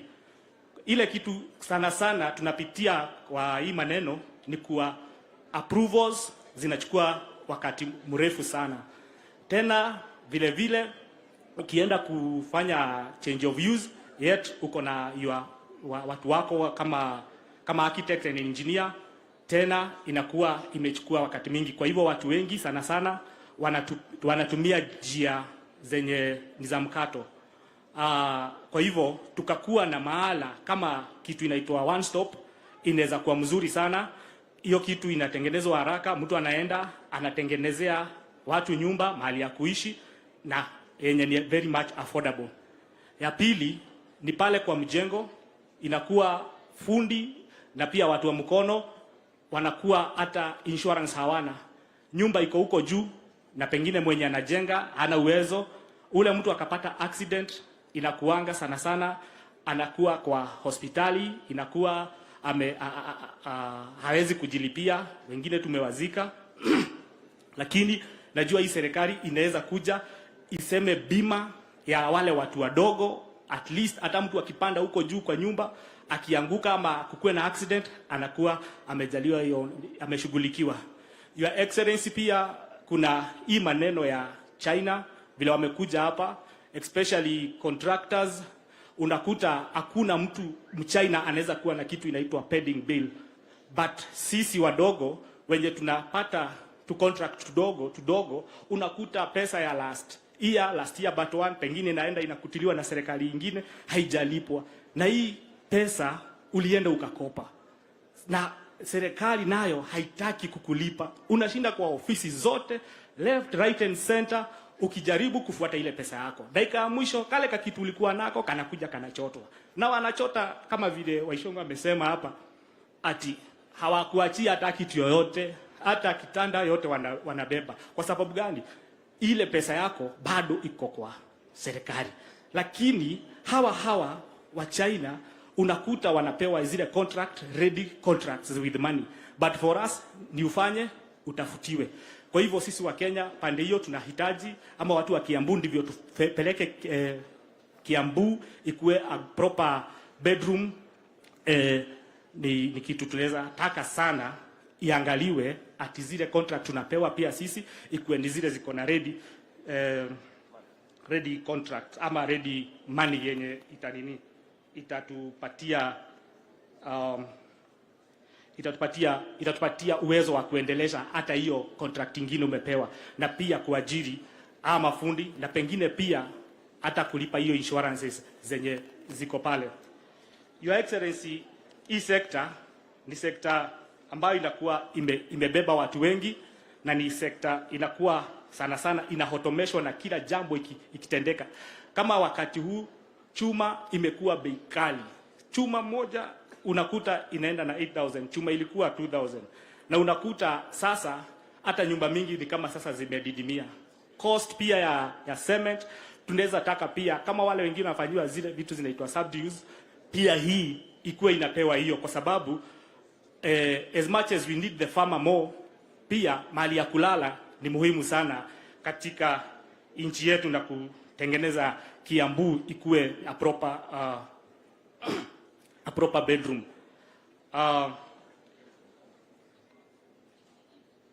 Access road pia ni kitu kingine inatuchangia sana. At least government ikaingilia itutengenezee mabarabara, at least iweze kuweka hata kama ni street light, na pia hata kama ni zile bitumen road zile zenye gari hata zikiingia hazikwami, at least mtu akienda town anakuta hana matope sana, na inakuwa serikali tunaongeza iomba sana yenye inakuja iangalie hiyo masirahi ya uto tu barabara tudogo, ndivyo pia hawa wajezi waendelee kufanya kazi na bidii na kutengeneza Kiambu ikuwe kaunti mzuri. Pia kuna mfano ya Dr. Mutua, zile barabara anatengenezwa kwake ziko salama. Siku za Governor Kabogo ulikuwa unaenda unapata ni approve haraka, na pia ulikuwa unapata hakuna pending bills. So tungetaka pia tusome kutoka kwa hiyo. Asante sana. Tasimama tu hapo nimuulize Shege from Kikuyu, you add on to the few points then zijatajwa. Asante sana Your Excellency, naitwa Chege kutoka Kikuyu. Yangu ni mawazo tofauti ya affordable housing.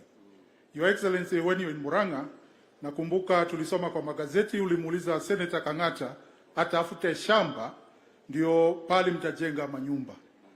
Ningeleta mawazo tofauti. Watu wa Kiambu wengi wana title deeds.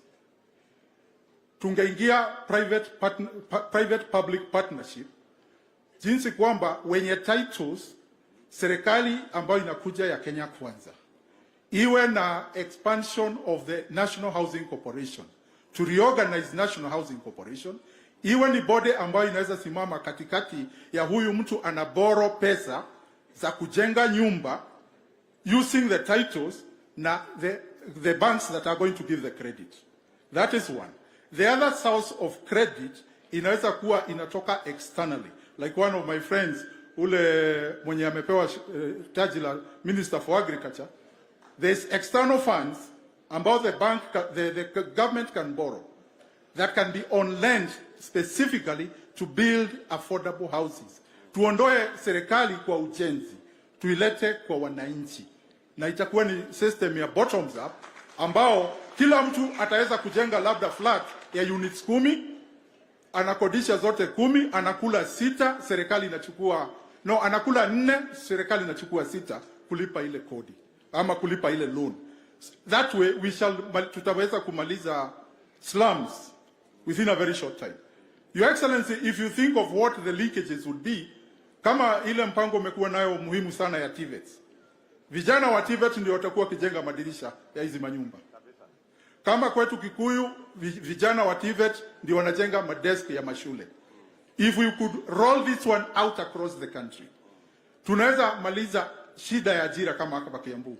Kwa mfano, if we are doing like 100,000 units of houses today in Kiambu, wale mafundi watajiriwa mahali pale, mafundi wa mawe, mafundi wa mbao, mafundi wa rangi, madriver wa trucks, watu wa hardware, supermarket ile iliyo karibu, hata mama getheri wa kuleta kwa mchengo. The bottom up approach itakuwa imegenerate a lot of activity ambayo itasaidia kila mtu. And this one can be done across the country, whether it is Eldoret, whether it is Mombasa. Na hii project tukisonga nayo, your deputy, Mheshimiwa Rais wetu wa tano, every Kenyan atakusikiza vile we are getting this as a bottom up approach, tutoe serikali kwa ujenzi. Like we did the construction ile imefanywa pale Ngara ya affordable housing. Ni one contractor ame benefit. Na ni Mchina. Na Wakenya wengine wale wamehusika na yeye. Lakini if we were to do this, we empower everybody across the nation all the time. Asante sana. Thank you. Thank you, Bwana Shege. Is that correct? Yes, Shege. Yes. So, I agree with you. Wakati nilisema pale Murang'a, sikumwambia ule Kang'ata tununue. Hapana, nilimwambia tu identify. Ili tuweze kufanya hiyo unasema public-private partnership. Ile kitu serikali lazima itasimamia so that it becomes truly low-cost housing. Shida ambayo tuko nayo ni kwamba yule developer anataka faida karibu mara 3. Anajenga nyumba ya milioni 1, anasema anauza milioni 3.5. Kama tutasaidiana na yule ambaye ni mwenye title, tutampatia credit guaranteed by the government. Na hiyo credit pia tuna extend kwa yule ambaye atanunua hiyo nyumba. Mwenye kununua hiyo nyumba lazima pia iwe ni nyumba ambaye ni affordable. So sisi wote will become beneficiaries. Wewe kama landowner, serikali tunataka watu wapate nyumba ya kuishi, na yule mwenye ananunua anapata kwa bei ambayo ni sawa sawa. So what the government will do is to assist the developer with credit, but the developer must also sell at an agreed price, ili asi-exploit wale ambao wanataka kununua, so that nobody makes super profits. Tunaelewana Bwana Shege? Na hapo tutakuwa sasa tunaelekea pale nilikuwa nasema hapo nikisimama hapo, ya kwamba tunataka wale wanalipa rent, yes, waanze kulipa mortgage kabisa, ili pia wakuwe owners ya hizi manyumba. Ndivyo hivyo. Kwa sasa wale watu wengi mwenye faida kubwa ni yule developer. Kwa sababu yeye ndiye anaendelea ana collect rent, na yule analipa rent mpaka anazama, yes, anaenda tu nyumbani bila chochote. So that's the agreement. That is, we must strike a balance. Yes. But you have the right concept. Yes. Na vile umesema kama tungejenga 100,000 houses hapa Kiambu, yes, tungeajiri vijana 800,000. 800,000 young people watakuwa kazini. It's doable, sir. It's doable. Na wewe unakubali it is doable? It's very doable. Very good. At least we agree on that particular subject. Yes. Na pia hata slums tutamaliza mara. Na slums tutamaliza. Yeah. Kwa sababu wale wanaishi kwa slums watapata nyumba affordable mahali wanaweza kuishi. Hata wale wenye title ndio wamejenga slums. Na wamejenga slums kwa sababu hawana credit. Hawana credit. Yes. Tukiwapatia credit watawacha kujenga slums, watajenga nyumba mzuri. Nyumba mzuri. Kweli kabisa. I think we have a deal. We have a deal, Mr. Chege. Thank you, sir. Hapo tutaendelea kuongea hiyo maneno. Thank you, sir. Hiyo ni mzuri. Asante sana. Thank you very much, Goshen. I hope hapo Shege usemi baba yangu ndiye amejenga slums Kikuyu. Next nataka tusikie Wabogwa ambaye ni mama mboga kutoka soko ya Kang'ang'i pale Kiambu. Wabogwa karibu. Kagagi. Soko ya Kagagi kule ya Kiambu. Karibu dakika idhato.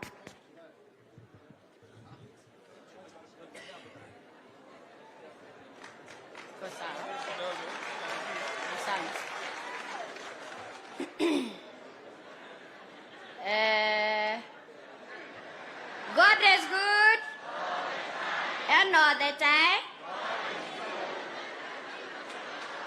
and that is his welcome.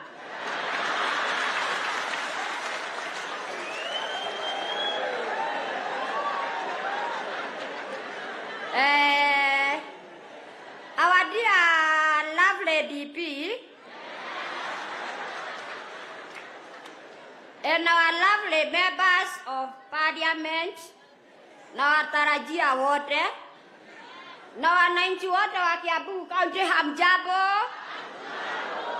Ninamsalimu katika jina la Yesu Kristo. Haleluya. Nafikiri wengi sana, wacha nikibisa nisikae hapa sana. Kuna wengi sana wakati mwingine waliposikia kwa redio ama kwa TV wakisikia soso parachichi. Soso parachichi ni mimi. Na hapo ni uge kidogo, mwingine ametaja upande ya parachichi. Haku pronounce vizuri, alikuwa anasema parachichi. Sio parachichi, parachichi. Na ndio avocados kwa Kiingereza, parachichi ni Kiswahili, kwa Kikuyu makorofia kana magunagui. Haya, hapa nina furaha sana siku ya leo kwa kupatana na ndugu yangu the first born, our hustler, our first born. I'm so proud today. Well, point number 1 kwangu, lakini sikusoma muziki vizuri Kiingereza yangu hata kama ni broken.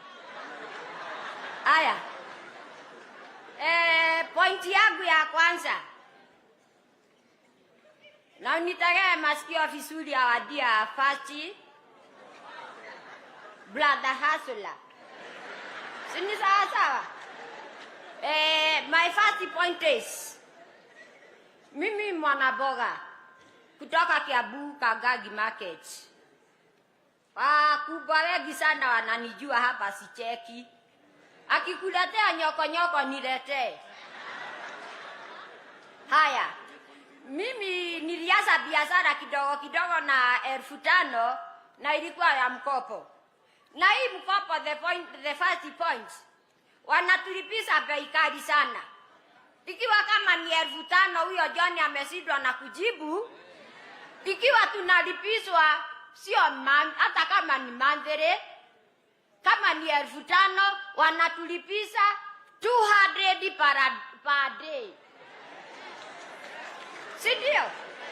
Kama ni 10,000, 350 per day. Sini kweli wana biashara? Hiyo ni percent ya nini? Almost 40%. Sini kweli? Wanatufinyiria ama hawatufinyiri? Better to speak the reality. Yes. Bila uoga.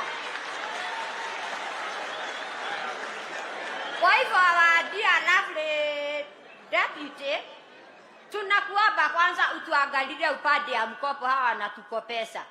Wanatufinyiria sana. Na ukichelewa na kulipa, anakuja kwako direct. Anakudirect. Usitoke kwa barabara kama hutalipa. You are not an animal. Wafugiwa kwa nyumba. Are you an animal? You are not. And we are free in our free country. Sindio? Ikiwa sina, nifanye nini? Ikiwa unga siku hizi inatoka 140, hata wengi sana kusema ukweli nowadays hawakuli lunch. Onele sapa. Sidio? Kwa hivyo hapo nakuomba our dear lovely older brother Hasola, utuangalilie hapo upande ya uga kila kitu, wapunguze bei. Juu hata wakulima boga wanashindwa na kutuusia. Siwezi pata boga ya shilingi 20 nowadays. Na pahali nauza parachichi and bananas, siku moja pengine nimeuza 200. Ni ya unga na mafuta ama makaa imetosha? Imetosha? Hapo tuangalilie vizuri, tutakufa na njaa. And we love you. Pamoja na yua isongwa. Welcome. Haya.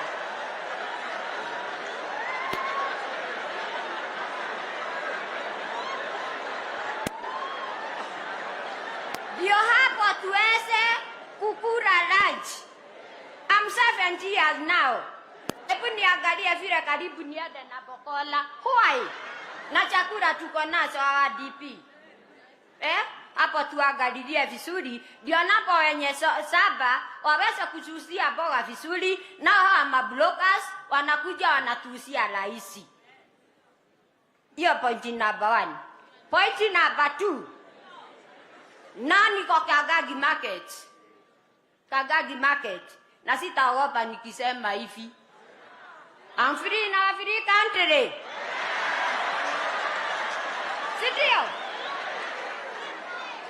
This government tuko nayo imetufinyiria sana. Kila mtu akiingia hii Kagagi market nitamjegea. Mpaka lini? Until the end of my life. Ya tutajengewa. Haiwezekani. Na sitaogopa hata mwenzako alikuja siku moja akatwambia hii nitamjengea after 6 months.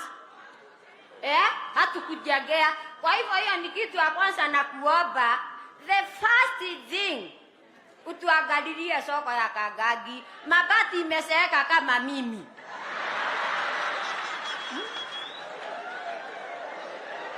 Mvua ikinyesha, unatafuta pahali pa kukaa. Ndio naona najivuga niko na coat, niko na dasi coat.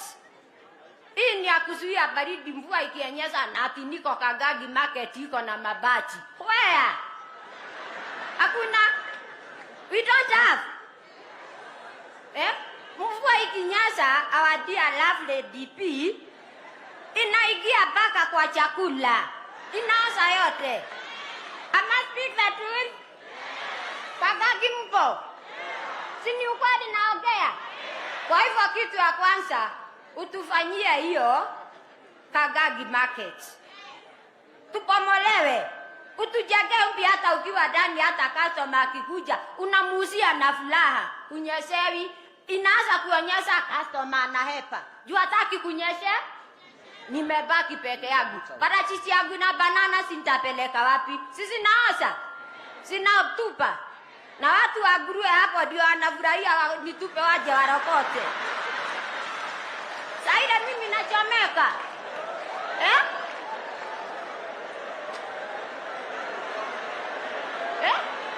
Hapo ndio wanafurahia. Ni kweli.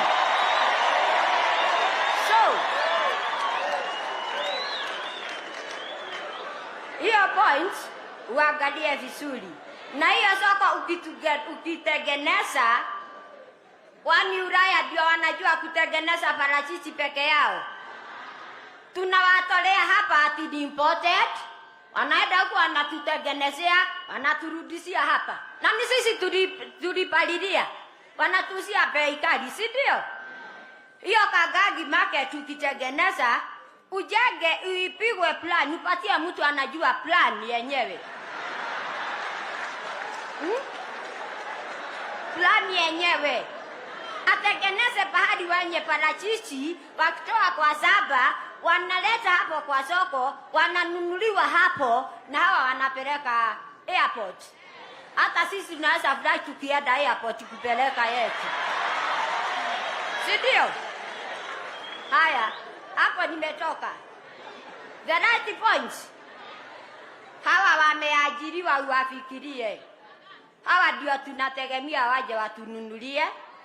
Ndio tupate kitu ya kulipa karo ya watoto na kulipa house rent. Juu hawa ninaona umeletoa maagent hapa. Wanatukibisa. Kwanza agent yetu siku hizi anikaribi. Siku moja nimwambia Kenya juu tukiingereza nitakuchalasa. Usijaribu kuingia kwa nyumba yangu. Nikose kupatia mtoto chakula nimlipe nyumba. Why? Akapatia wake. Hey.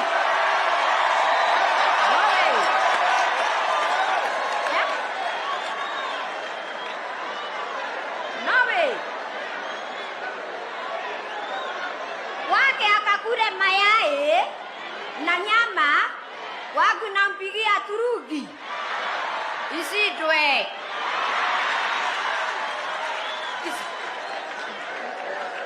Isidwe. Katika jina la Yesu. Hapo ni kweli. Ndio hapo napo wajue vile wataongezwa. Na nikimalizia tuangalilie upande ya shule. Sio saa yote walimu kutufukuzia watoto na tunadanganywa. Tunadanganywa ati shule ni ya bure. Wapi? Hakuna bure. Hakuna ya bure. Kwa hivyo hapo napo utuangalilie. Na nikimalizia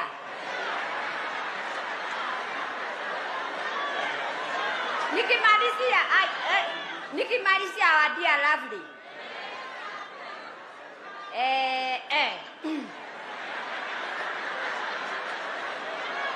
Hapa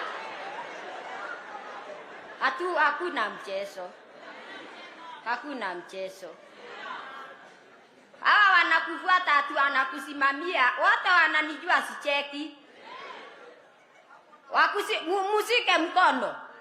Si munaona anakura. Ameangaliliwa vizuri na mama yetu. Musifanye akode.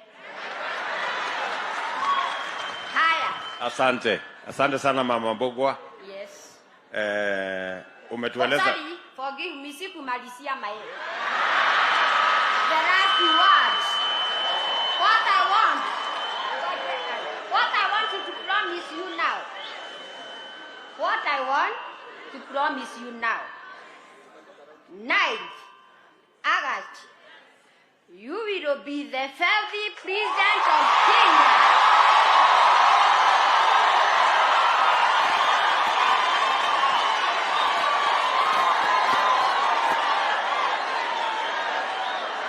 Asante.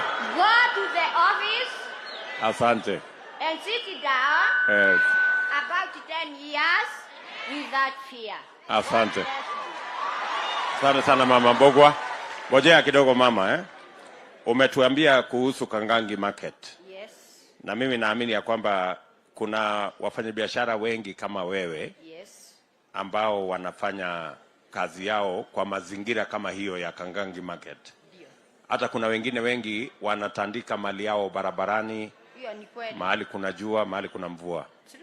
Wewe unapendekeza ya kwamba lazima tuwe na mpango wa kujenga soko mahali pazuri, mahali ambapo kuna maji, Yes. mahali ambapo kuna choo, kuna taa, na mahali ambapo ni pasafi mnaweza kufanya hiyo biashara yenu.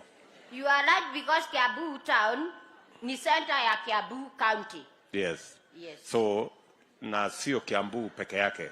Tujenge Ruiru, Thika, Gatodo, Limuru, Kikuyu. Namna hiyo. Everywhere in Kiambu. Namna hiyo. Asante. Yes. Haya, jambo la pili, na mimi nataka nikuhakikishie ya kwamba vile tumejenga ile market iko hapo Kiambu town. Yes. Tumejenga market ingine pale Kikuyu. Bado tuko na nafasi ya kujenga markets nyingi.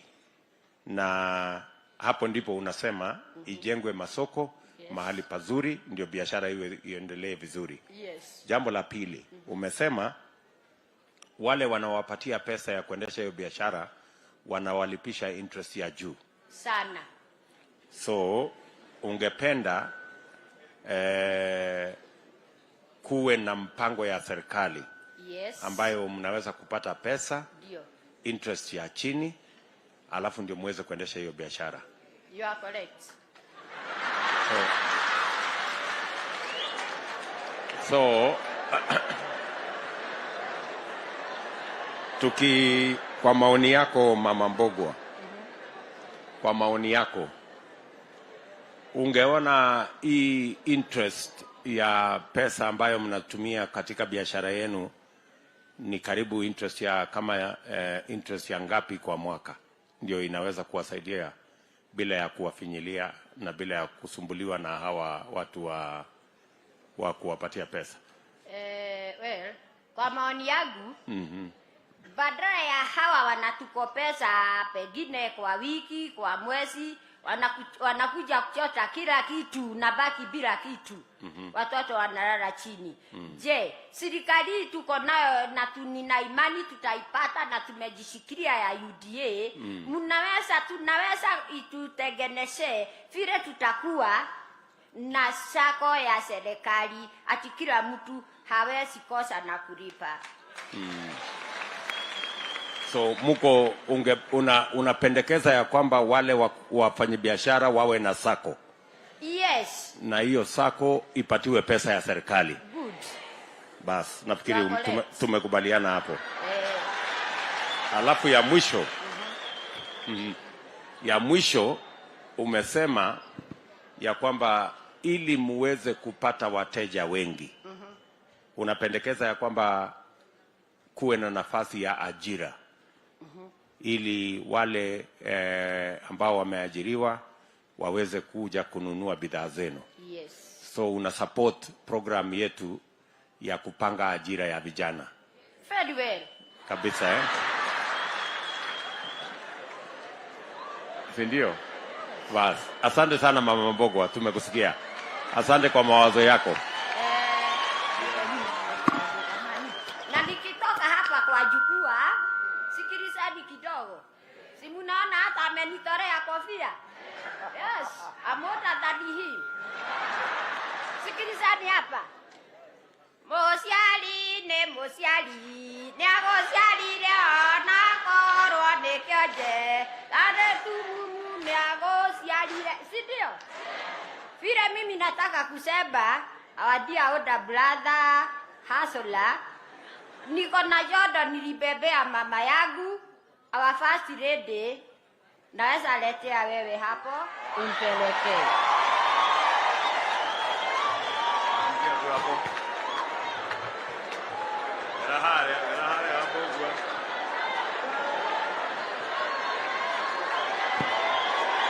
Haya.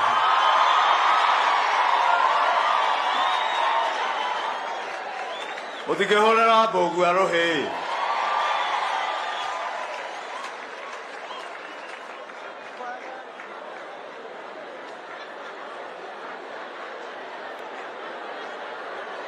Asante sana Wambogwa. Asante, tunaweza kaa chini. We can sit, we can take our seats please. Next tutamuita Sam Thuku. Please, in the interest of time, tujaribu kuwa wafupi kwa maneno. Ukipeana point yako, don't elaborate a lot. Demo tigwira motika ile karagitake. Mheshimiwa Naibu wa Rais, ile point nyingine umesahau Mbogwa amemention, amesema kwa hiyo soko ya Kagagi wanaweza peleka parachichi kwa airport.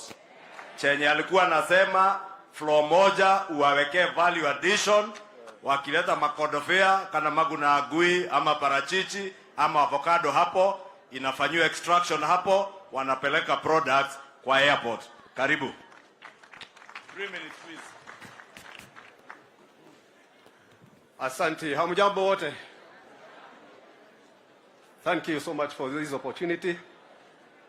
Mimi naongelea mambo ama vitu zingine katika ujenzi. Nitawapatia hadithi ndogo yangu. Mimi nilianza nikiwa dereva wa matatu. Kutoka hapo nikaingia katika biashara ya kuuza makaa, na kutoka hapo nikaingia katika kazi ya kutengeneza. Tumeanza kikundi chenye tunaita Regional Manufacturers Alliance of Kenya, chenye tumeanzia hapa Limuru. Tusimame na wewe. Tunatengeneza keki pale ndani katika viwanda. Hii keki ndio inakuliwa na vijana kama KDF ama kama hii yenye in regard na vile watu wako. Kama ni kijana na hujaoa, unapelekea mchumba wako hii na anakuja karibu na wewe. Kesho jioni utakuwa na bibi nyumbani. Tuko na watu wenye wanatengeneza viatu kama vile makamu wa rais. Vile vile ujuzi wenye uko hapa, Your Excellency, hii ni kiatu yenye imepita katika viwango zote. Imepita hata KEBS. Hii kiatu inaweza valiwa na hata wanajeshi wetu, locally manufactured kutoka hapa kwetu. Katika ile njia yetu ya kufanya hizi kazi za viwanda, tunakuanga na changamoto nyingi sana. Changamoto ya kwanza ni wakati unataka kuanza jambo, alafu unaona wenye walikuwa mbele yako, your predecessors, wote wameanguka, hawako. Hapa kwetu Kiambu tunakumbuka tulikuwa na viwanda kama vile the Gunny Bags Factory kule Thika, yenye ilianguka na ilikuwa imeajiri watu wengi. Tulikuwa na kiwanda kama Castle Brewery yenye ilikuwa Thika na ikaanguka na watu wetu wakakosa ajira. Hapa nyuma Uplands tulikuwa na Uplands Bacon Factory na watu wetu wanalisha nguruwe hapa, hakuna pahali ya kupeleka kwenda kufanya value. Tuko na kiwanda cha bata yenye ilikuwa imeajiri watu zaidi ya 3,000 na siku ya leo inaandika watu chini ya 1,000 sababu hakuna support systems katika kazi ya manufacture. Tukiingia katika changamoto zenye tuko nazo, tuko na bei ya stima, Your Excellency. Hiyo imeenda juu, inatukalia sana, inatulalia, kila mtu anaelewa hiyo. Tuko na shida ya kupata maloans. Tuko na shida ya government taxes. VAT vile tunachajiwa haswa kwa food sector tunakuta iko juu zaidi. Tuko na lack of support programs zenye tunatakiwa kuwa tukisaidiwa kutoka kwa levels zote, kutoka kwa county, kutoka kwa serikali kuu pia. Na pia tuko na shida ya soko. Kama vile nimekuja hapa leo, nina hakika hizi keki zitakuliwa Hasra Center leo. Nina hakika hizo viatu zitaweza kufikia hata wanajeshi wetu na waweze kuvaa vitu zimeundwa na watu wetu. Tuko na suggested tuko na pia sisi hatuwezi tukae na shida na kukosa mawazo ya kupatiana. Stima tunaona ni gharama. Hata saa hii tunaona ikipotea tukiwa hapa. Ikipotea ukiwa na kiwanda, ina mean hawa watu wenye wako pale wote wanaenda nyumbani, hawana chakula jioni. Lakini tukipatiwa sola, na haswa kama hapa kwetu Limuru tunajua kuna baridi, huwa tunaenda karibu miezi 3 wakati sola haiwezi fanya kazi.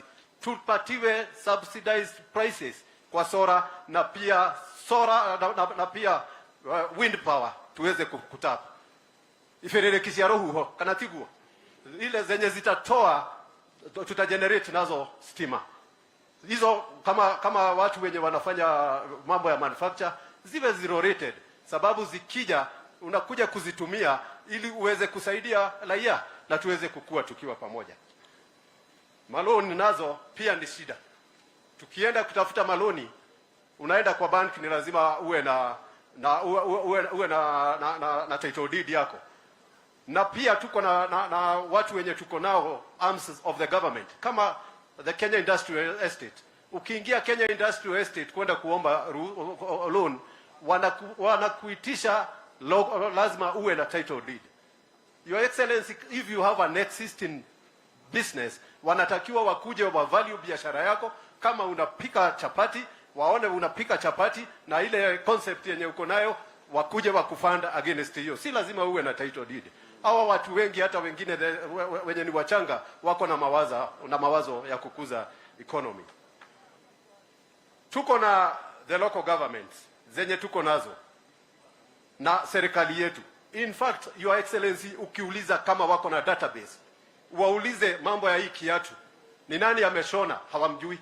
Hawajui hata ni nani mwenye anajua kupika chapati zaidi katika kijiji wenye wanaitwa wakati kuna sherehe.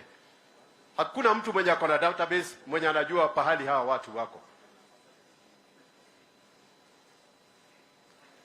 Hiyo ingine, Your Excellency, ni tuwe na levels za kumanage mambo ya industries kwa ground. Ziletwe karibu na sisi. Ziwe at the sub-county level hata kama ni ya constituency. Na pia hata katika mijadala katika pale serikalini mwako, tupitishe katika national CDF waweze kufund hata viwanda, waweze kuwapatia pesa in return. Huyo mtu mwenye ako na kiwanda aweze kuajiri watu in collaboration with our TVETs. Kwa mfano, mwenye anapika mandazi aende kwa TVET aseme nitengenezee beka, nitengenezee mtu wa kutengeneza stima, and he will be guaranteed ati yeye ataweza kuajiri watu, na wale watu wenye ataabsorb aandike ajiri kule ndani atakuwa akiwa train for free, na atakuwa ameguarantee atawapatia pesa ya mshahara. To conclude, Your Excellency,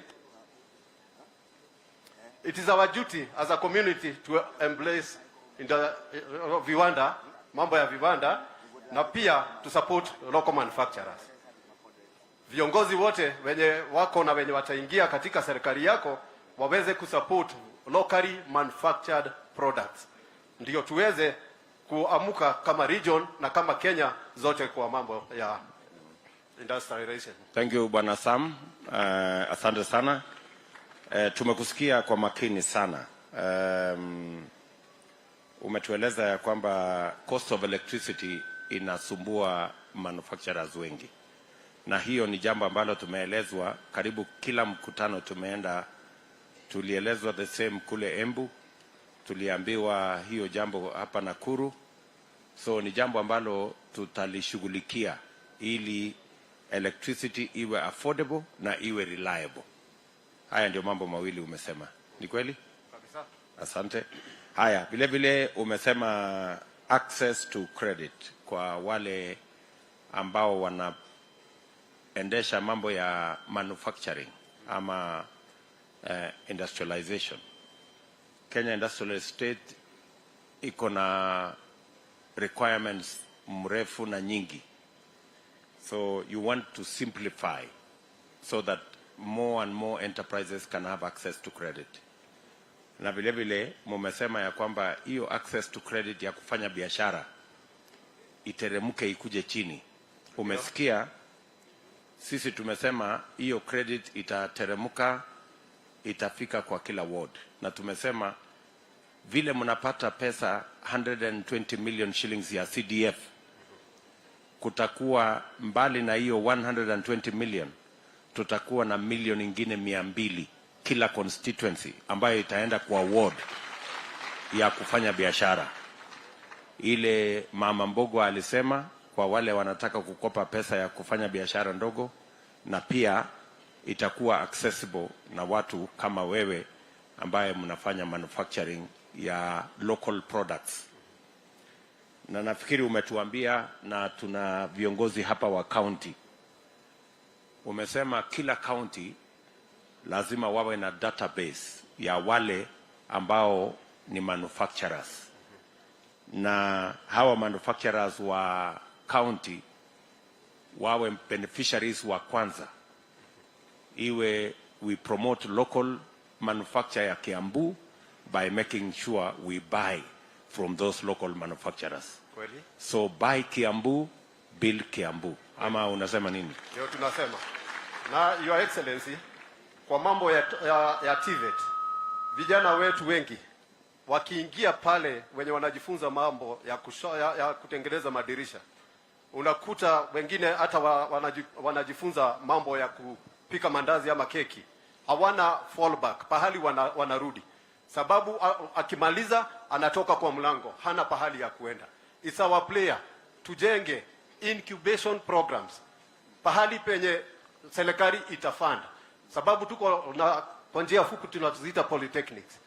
Watu mashini ziwekwe pale chenye kila mtu ametrain, ndio akitoka nje kama ni kijana wa kuchomelea madirisha, akienda kwa mjengo apate order za madirisha na hana stima, hana machine, kama ni mtu wa bakery hana kitu ya kupika, aweze kuja kwa ile incubation center afanye kazi at a small fee, alipishwe kitu kidogo sana. Nakubaliana na wewe kabisa ya kwamba tuwe na manufacturing hubs in every either sub county, ndio watu kama hawa wapate access to machinery, to equipment. Wakati wanapanga kujinunulia zao, kuwe na ile wanaweza kulipia fee kidogo na waendeshe biashara yao kabisa. So tunakubaliana. Asante sana Bwana Dhuku. And the final one ni tuwe na manufacturers association katika kila sub county. Asante. Thank you, Sam. Next, we will have Jane Nyoko from Kabete on poultry and pig farming. Tafadhali nimewamba wenye wote tumebaki dakika tatu. We had promised everybody here tutatoka hapa by saa 7, si ndio? Asante. Naomba niwasalimu. Hamjambo.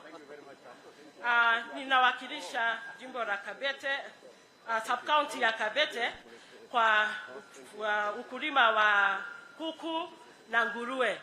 Na ninafurahi ya kwamba ninaongelesha the chief hustler mwenye analisha kuku kama mimi. Na kwa hivyo hiyo ni biashara ya maana sana kwa sisi mahustlers. Si ndio? Nimekuwa kwa hii biashara kwa muda wa miaka 20.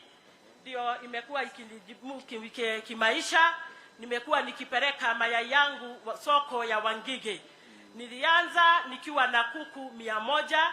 Leo hii niko na kuku wa mayai 2000. Tena niko na kuku wa nyama kama 1000. Na mimi pia niko na nguruwe kama 50. Unajua nguruwe unaenda ukiuza, haiwezi weka ikitosha unauza. Sasa beleni nilikuwa na kama 100, sasa hii niko na 50. Na kwa hiyo nimeweza kuajiri watu kama 3, na mimi kama sijajihesabu nijikiweka hapo na familia yangu tuko watu kama 5 6 hivi. Kwa hivyo hiyo ni biashara yenye ajira na ninasema inataka ienziwe kabisa.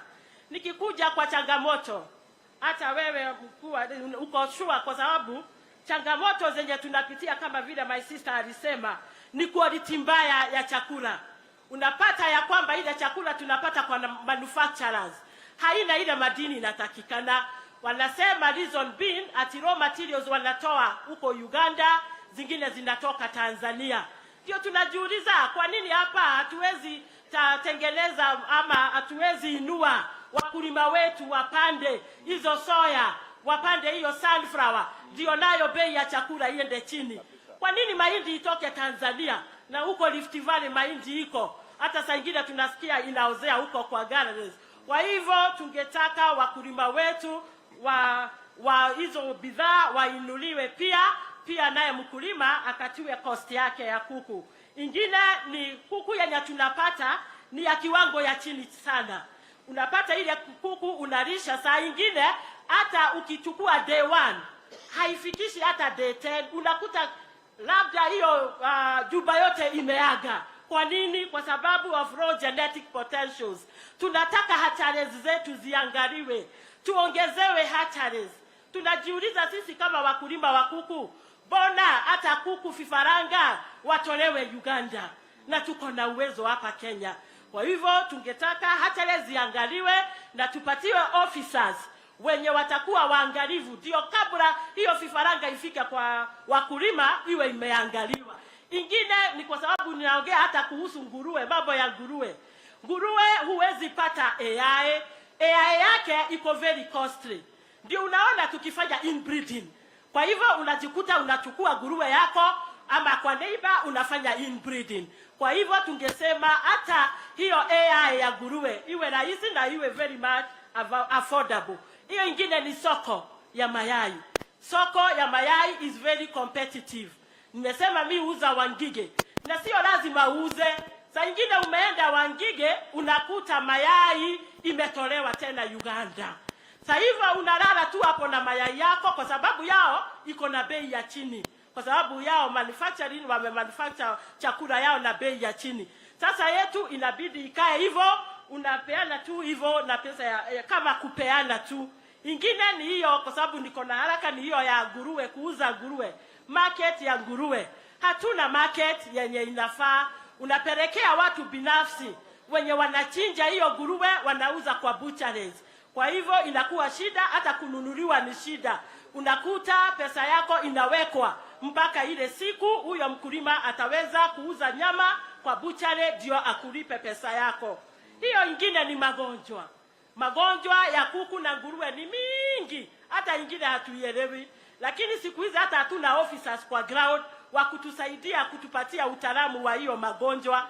Saa ingine unakuta hata wewe mwenyewe ndio unakuwa vet mwenyewe kwa sababu umezoea kulisha hizo kuku na nguruwe, unajua hii ni ugonjwa gani. Unajipata unaenda tu kwa unaitisha ile dawa yenye wewe unafikiria ndio inatakikana. So we need veterinary officers to come on the ground.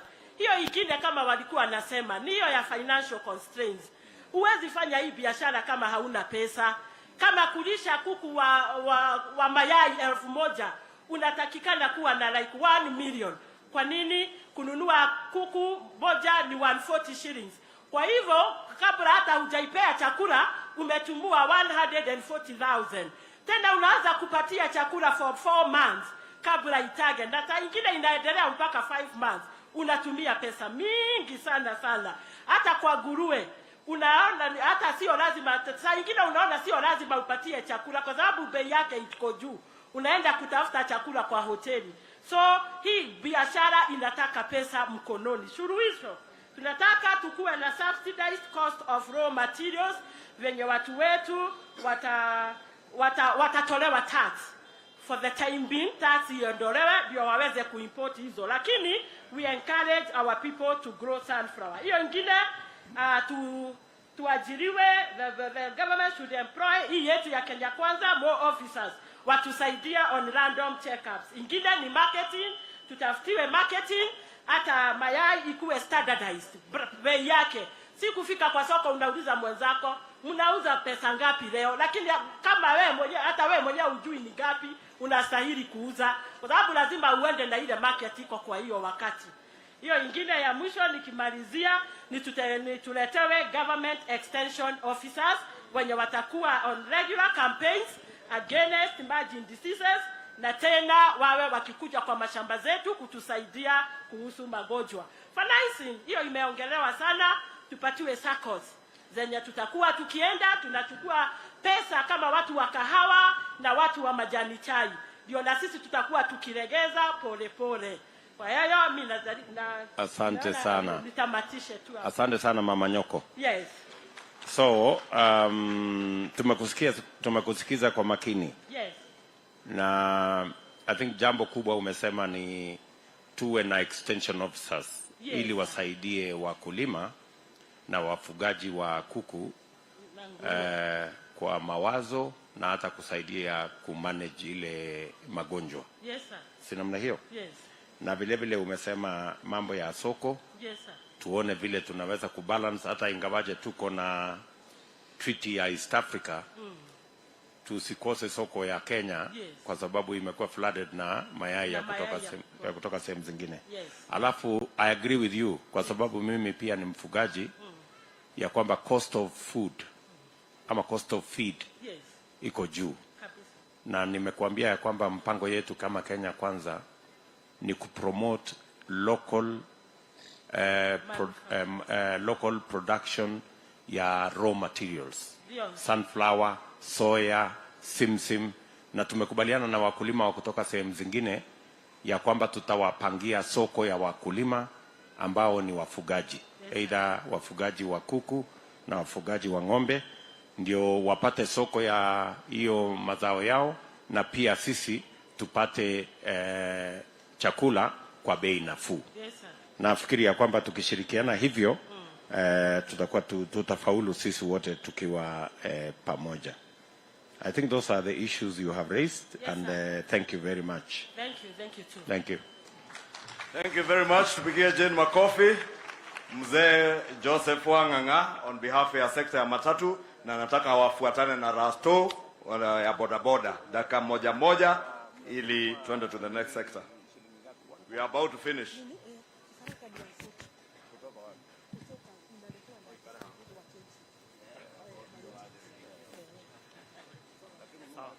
Amjambo. Kwa majina naitwa Rasto.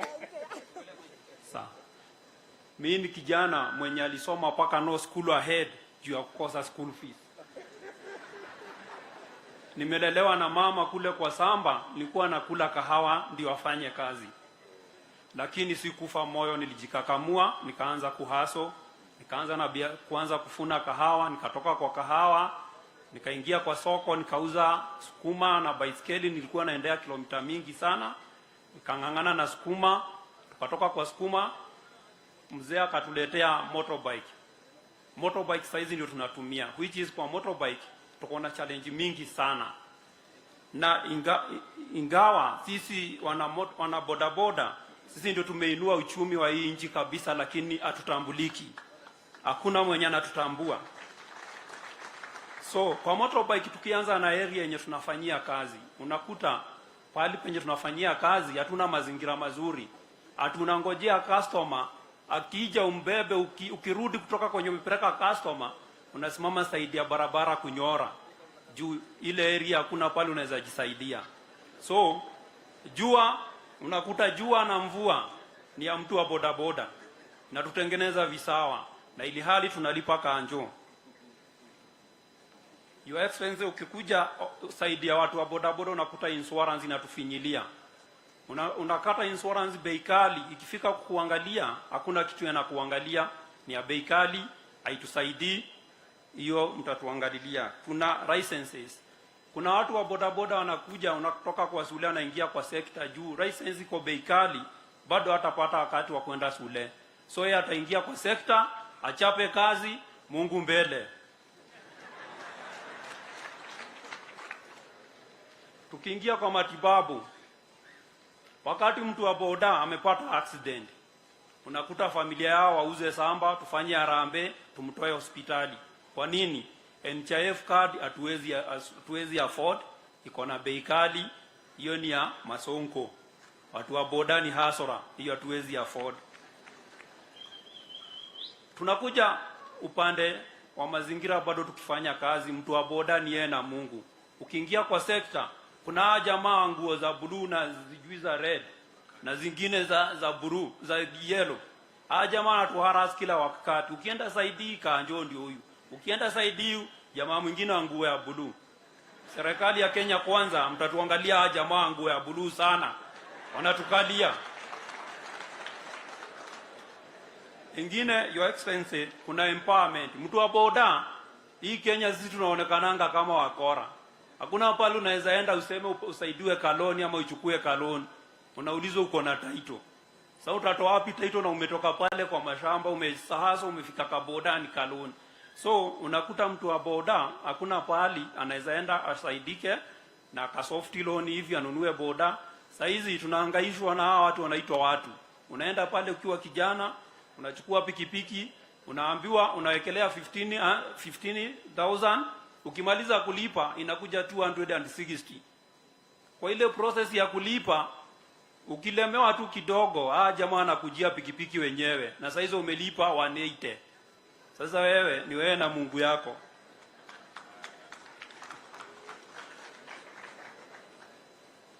So sisi watu wa boda, nikimalizia kwanza nitachukua maswali yako mawili ndio nimalizie. Wacha Your Excellency, naomba tusikie matatu alafu waulize wote maswali pamoja. Cause ni sekta moja.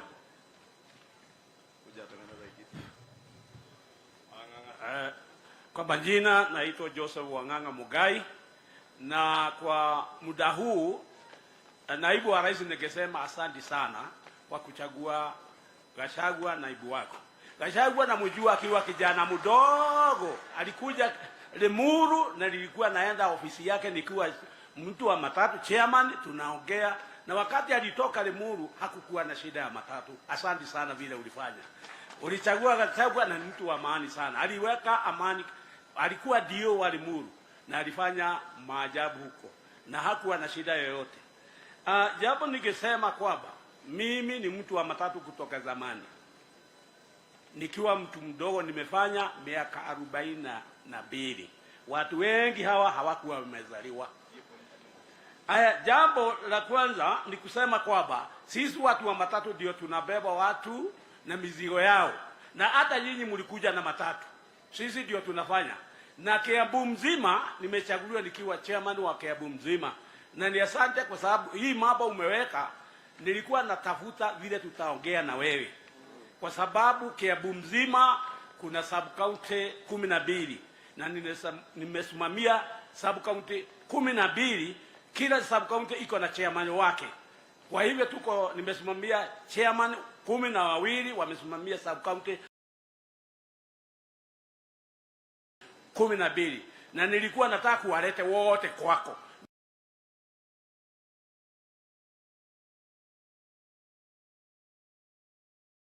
Nikakosa nafasi, napelekwa hivi, lakini sasa tuko na wewe. Mungu ni mkubwa, tuko na wewe sasa. Kwa hivyo tunabeba watu na mizigo yao na watu, lakini watu wa matatu ni wazuri sana. Kwa bus back sisi tunafanya kazi na mama boga, tunasaidiana na wanawake, tumewajiri vijana na wale wanapika chai kado yetu wanategemea sisi na tunawanunulia na tunaleta watu wengi wanakuwa kwa sababu ya matatu. Nikitaka kusema kwamba matatu iko na shida nyingi sana na ndivyo tulikuwa tunataka kukuona kwa sababu wewe ndio utatuinua kwa sababu tumeraliwa kabisa watu wa matatu. Hapo ningetaka kusema mafuta yamepanda na yamepanda, kila mtu hapa ana gari na anapata shida. Kuna wengine wameweka magari yao nyumbani. Ni kweli si kweli? Wengi wameweka, na watu wa matatu kuna wengine wameweka magari. Ikiwa hawajaweka bei, wameweka bei. Kwa hivyo mwananchi ana shida ya kutembea kwa sababu bei ni kubwa kwa sababu ya petroli. Shida ingine ni harassment, na hiyo imesemwa ni mwenzangu alikuwa hapa. Hiyo iko sana. Ukienda hivi unashikwa, ukienda hivi unasimamishwa, unaitishwa, lakini tunaendelea tu na shida hizo. Jambo lingine ni license. License iko kali sana ya matatu. Unakuwa dereva akiwa anataka barua anaenda kwa shida nyingi. Baji nini mambo mengi ya serikali. Kwa hivyo mambo hayo wengi tungetaka utuangalilie. Check unit. Magari yetu inafanywa checking. Watu wanaenda Nairobi, tunajazana huko, tunakaa. Wengine wanaenda mpaka Ebu, wengine wanaenda Machakos. Tafadhali tungekuomba ukiingia serikali ya Kenya Kwanza, kila inch au kila sub county au iwe na check unit yao. Hatuwezi kuwa ati tunaenda mpaka Ebu, wengine wanaenda Machakos, wengine wanaenda Nairobi, tunashinda huko kutoka asubuhi unaambiwa kuja kesho. Tupoteza muda mrefu sana. Kwa hivyo check unit tuangalilie tafadhali. Jambo lingine, mambo ya petroli inaendelea. NTSA inakuja kwa sisi. Vile vile National Assembly na Senate. Tungekuuliza kwa petrol, kwa sababu sisi ndio tunatumia petrol, tuwe na mtu wetu hapo. Utuchagulie mtu wetu hapo. Ili ikiongezwa anaongea juu yetu. Hatuna mtu wa kutuongeleza, inaongezwa kila Thursday. Tunajua kesho tutakuta petroli imeongezwa. Thursday inaongezwa. Hata watu wengine wanashindwa. Iliongezwa mwezi uliopita, sasa imeongezwa. Tungekuwa na mtu wetu hapo, angesema leo hakuna, watu hawa wamepata shida. Jambo lingine ni NTSA. NTSA imeongeza mambo mengi kwa magari. Ikiwa unaleta gari kutoka ng'ambo, shida. Ikiwa ni gari ina jambo lingine, shida. Kwa hivyo tungetaka utuangalilie kabisa. Jambo lingine, sisi tunataka kutolewa kwa barabara. Unaona BRT imekuja na sisi tunaondoka. Sisi tusipoangaliwa tutakula home. Hiyo magari inakuja itamaliza kwanza Kiambu. Unajua matatu ya ile inabeba Nairobi sana sana yote imetoka Kiambu. Kikuyu, Kiambu, Thika yote ndio ya watu wa Kiambu. Kwa hivyo watu wa Kiambu waangaliwe wasimalizwe. Kwa hivyo BRT iangaliwe. Jambo lingine ni Jesu Assembly. Ndio kunafanywa sheria. Sheria ni lazima utufanye unominate watu wawili au watatu. Kwa sababu tusipokuwa na mtu wa kutuangalilia au kututetea huko tunakwisha. Kwa hivyo tafadhali utuangalilie. Jambo lingine ni barabara. Nimesikia watu wakiongea juu ya barabara.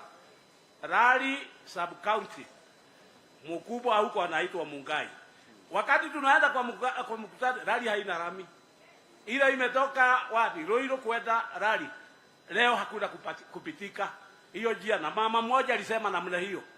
Na upande wa Gatodu North hakuna barabara. Tafadhali tuangalilie. Na jambo lingine hiyo mambo ingine yote ni sawa sawa na barabara kutoka Raini kuenda Kiambu itengenezwe tafadhali.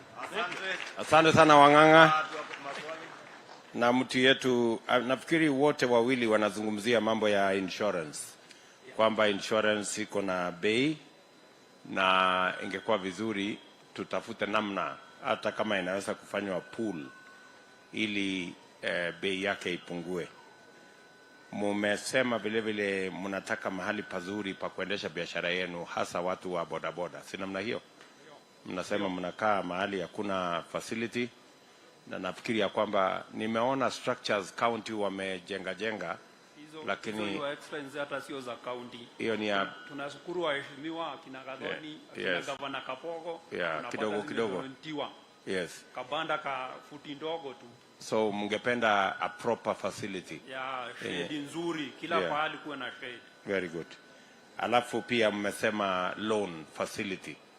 Inatakikana mnalipa saa hizi mpaka 260,000. Ukimaliza kulipa. Kama ingewezekana kuwe na facility managed by a sacco. Exactly. Ili msilipishwe pesa nyingi. Vile tumesema mambo ya credit kwa all the sectors tutaichunguza. Mumesema ya kwamba BRT ina threaten biashara ya watu wa matatu. Si ndio Bwana Wang'ang'a? Hiyo ni kweli kwa sababu ikija inatuodoa njia inatembea peke yake. Sisi tunafinyana kwa barabara. Kwa hivyo tungetaka kuangaliwa isije ikamaliza. Na hiyo BRT ni matajiri, si watu hohe hasra hakuna. Ni matajiri watu na hiyo gari. So ungependa kuwe na usawa. Kuwe na usawa wanyonge na wakubwa wawe sawa. Tunakubaliana. Alafu pia mngependa kujumuishwa katika mahali ambapo sheria inatengenezwa. Kwa sababu sasa umejua Kiambu hujasikia Kiambu imegoma. Kwa sababu jambo likija tunakutana hiyo sub county wote tunaongea. Na hakuna kugoma na kupigilia serikali kwa sababu tunaongea kwa jina moja. Asante. So tumetangaza kama chama kwamba wale wanataka kuwa nominated wa apply. Pengine utawaambia watu wako wa matatu wa apply ndio tuone kama tunaweza kuwapatia nafasi aidha kama bunge la Kiambu ama bunge la kitaifa ama bunge la Senate. Mtafanya hivyo? Tutafanya hivyo, lakini ujue mikato kama vile nilikuwa nataka kukuona ningekuwa na isipokuwa ni leo. Nimejaribu sikukuona kwa sababu kuna watu wanaweka vikwazo. Nilijaribu kuongea na Kaveu. Unajua Kaveu yuko pale. Hiyo ndio chairman wa Kiaba. Okay. Nilijaribu lakini akaniambia huwezi ona yeye. Huyo Kaveu nilienda kwake. Ulienda wakati ulienda kwake nilikuwa nataka kukuona. Lakini akaniambia. Haya, wasa wewe Kimani, sasa wewe wacha utatafuta hiyo network alafu tuonane na hao watu ya matatu. Asante sana. Thank you very much gentlemen. Na nikimalizia, sisi watu wa bodaboda tuna imani ya kwamba serikali ya Kenya Kwanza itatuchunga, haitafika bali tuitwe wakora na terroristi tena. Asante. Hiyo ni kabisa. Next ni Jacinta on behalf of PWDs.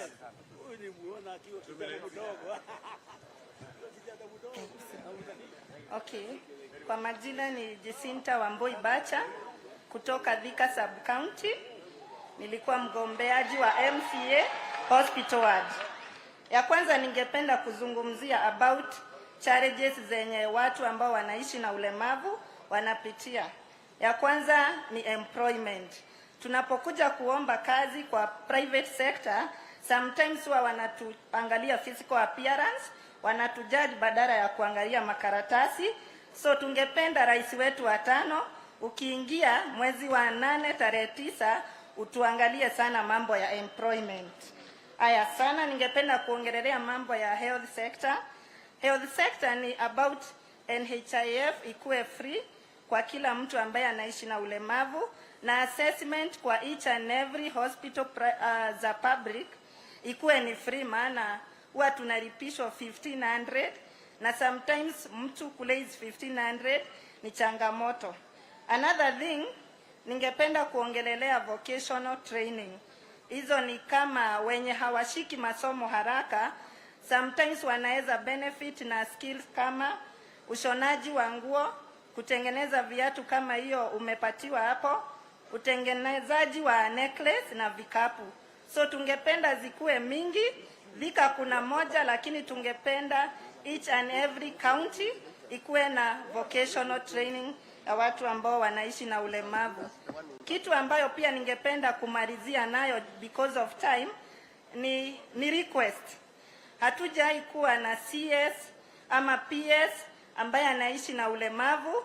Ningependa hii serikali yako, rais wetu wa 5, kuna watu ambao wanaishi na ulemavu wamesoma. Ningependa utupatie CS mmoja na PS. Tuna watu kama Maura wamesoma na Sankok na wengine wao.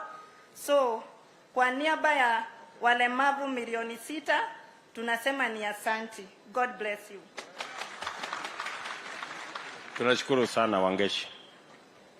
Tayari unaona Mwaura ni nominated senator, yule Sankok ni nominated MP, so hatujawasahau sana, lakini tutaona vile ya kuongezea ndio muweze kushiriki katika uongozi wa taifa letu la Kenya. Nakubaliana na wewe ya kwamba hata ingawaje kwa sasa tumesema wale watu wanaishi na ulemavu wapate msaada wa serikali, NHIF walipiwe, pia wapate ile stipend ya kila mwezi. Mimi najua ya kwamba hiyo stipend saa zingine inachelewa, inangojewa miezi 2, 3, saa zingine miezi 4. Sisi tumesema ya kwamba katika serikali ya Kenya Kwanza, walemavu, watu wanao wale wazee pamoja na mayatima ambao wako katika program yetu watalipiwa stipend yao kabla ya mishahara ya wale ambao ni watu wako na uwezo kulipwa mishahara. We are going to make sure that the stipend going to the vulnerable is paid ahead of any salaries that are paid, because they are more deserving than the rest of us. Alafu mwisho tutashughulika na hiyo umesema mambo ya employment. Maybe we will want to work on the law so that it is not discriminatory and it becomes sometimes mandatory for people to be considered people living with disability. Asante sana. Asante. Thank you very much, Your Excellency. The last group, na mtatuia radhi sababu ya masaa, naona imebakisha dakika 12 ifike saa 7. We have the last group of Brian and Daniel on ICT, Youth and Sports. Please allow us hawa wakuwe wa mwisho kuongea. Tuko na Kangara GN who was also to speak on youth, Mwangi on cooperatives and circles, Gideon Kahwai, Mwangi from Larry, Gideon Kahwai on the creative industry from Ruiru, Mr. Gisharu on the education sector from Githongori. We had James Pasha on milk processing, and Mr. Nyakundi from Kikuyu on value addition, environment and talent academy. Tafadhali hao wote nimetaja tupatieni your written memorandums hapa, ili hawa vijana wetu they speak to us on behalf of the youth, ICT and sports, sababu ya masaa githetiguo tukinyie hau nigetha tutigathie muno, tutigathukie mathaa tureranite andu a Kiambu, turi andu a kwiyethera, tuke rucini turikie na thaa kenda tukorwo micie tugikama. Karibu.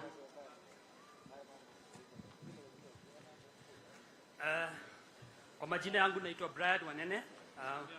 Kwa majina ni Brian Wanene kutoka Limuru sub county, kijiji ya Kwambera, na mimi ni hasra juu nilingangana kimasomo, nikangangana kabisa, nikakuwa resilience, hard work na maombi mpaka nikapata scholarship kwenda Uingereza kufanya ICT, na ndio nataka kuongelea about ICT.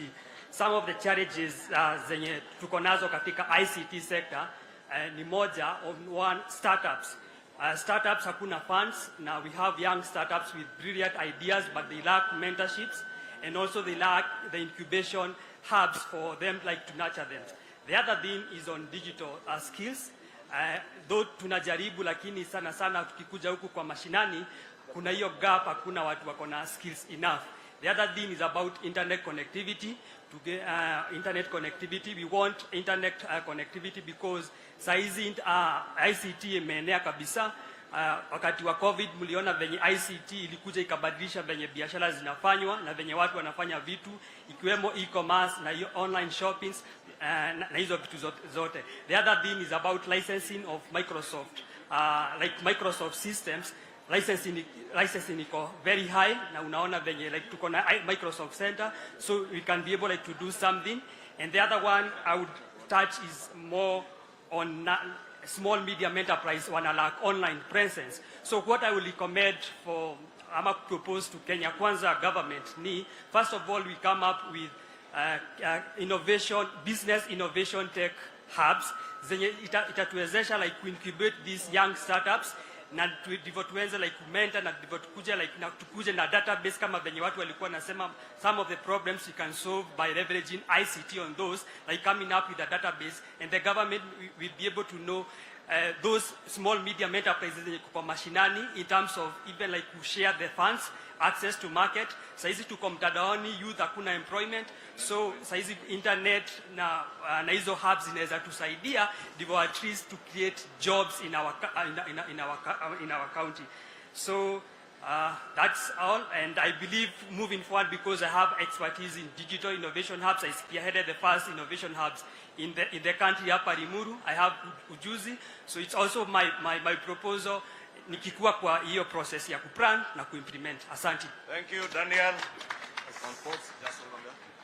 Thank you, Your Excellency, for this opportunity ambayo ni ya kuongelea mambo ya youth. Na ningetaka nikushukuru kwa sababu mwana youth akisimama kuongelea mambo ya sports inaonekananga ni kama ameleta mchezo kwa mambo serious.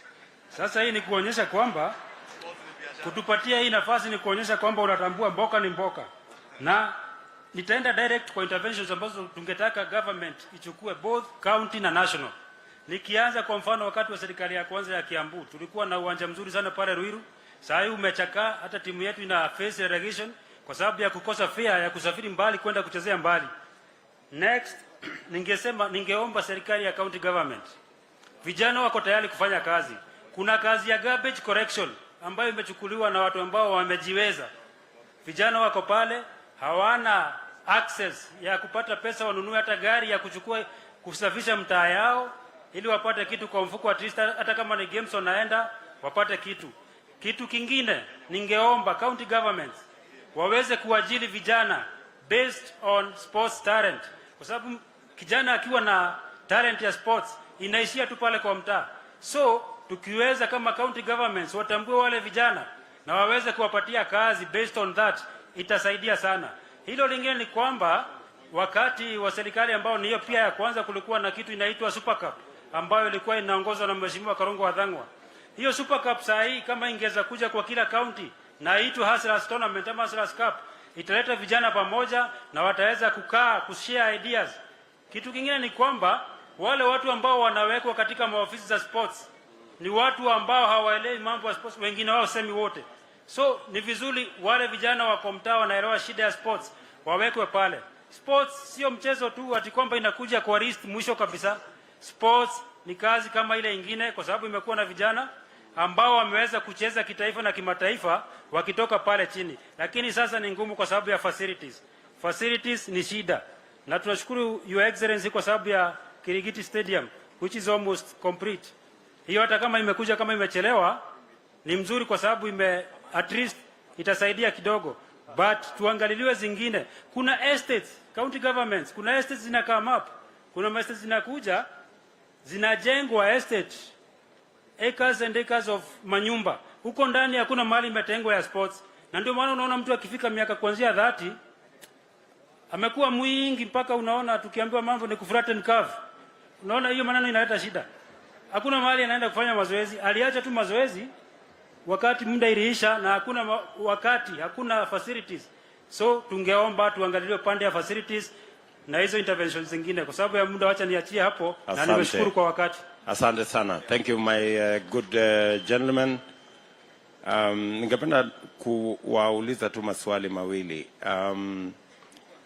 What do you think about leveraging ICT kwa mambo ya digital jobs? Do you have any suggestions on how we can scale it up? We know there is there at the moment, but what do you think we need to do to scale up? First of all, we need to have structures like ICT infrastructures, that is high internet connectivity. If we can be able to extend the fiber optic in terms of kilometer, like now we are having 4,800 kilometers covered. If we can be able to extend in terms of internet connectivity. Move next to the microphone so that we can hear you. Yeah, the internet connectivity in terms of increasing the kilometer the fiber optic covers. The second one is accessibility of gadgets, like to make them be able to work using those gadgets. The other one is about now digital inclusivity. Some of our youths, especially those who are at the grassroots, they doesn't have enough digital skills. So when we come up with digital innovation hubs, we can be able to have trainings on them, and also we can also partner with TVETs in such areas. So TVET, we should tailor-make our TVET programs to include a heavy touch on ICT. Yes. There are youth centers in every constituency. What do you think of them? Are you aware? Yes. And I thought we had connected Wi-Fi to those youth centers. Are they useful, or how can they be improved? Actually, I was the one who spearheaded the first pilot project in Limuru. So in terms of internet connectivity, low because it was not fiber optics. So, and also the gadget that they provided for the youths were just tablets. And you know, if you're working on, and you have to have a laptop so that you can be able to type. So it was not as much efficient, but if you can be able to see those challenges and be able to come up with a hybrid of those, it will make a lot of sense. So you're saying we should station more of those hubs along the backbone of the fiber optic. Yes. It will give us much more, a better return. Yeah, the impact. A bigger impact. Yes, and also the other part on another sector is about now the startups, because we have brilliant students, brilliant people, young people who have ideas, but they lack mentorship, and also they lack funds, and also the direction. You can be able to have them incubated from ideation. They are being guided up to scaling, and also be able to come up with maybe innovation business competition annually, and be able to link them with international investors and also the local investors. It will make a lot of sense. Very good. Lastly, what do you think is the impact of digital jobs? How realistic is it?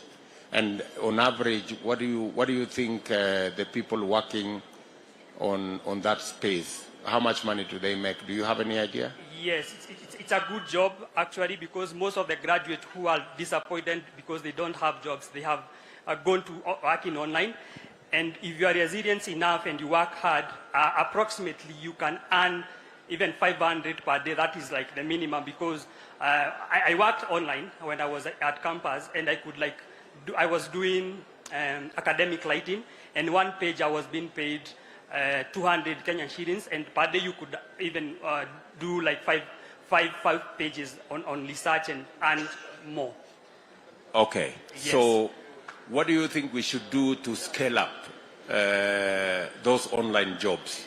I think it's to support the ecosystem around digital works, like online work, to support and come up with better policies, where even we don't, right now we have been imposed the tax, so we can make it like, you can leverage even on the tax and also support the ecosystem around working online and make it like more legal. Okay. Yeah. Okay. Thank you very much. I think we need a conversation. Yeah. And I think our team, Mwaura, let us have a wider conversation with this good man. I think we can benefit from his insights. Thank you very much, the gentleman, Brian, and my good brother there, Asanteni sana. Thank you very much.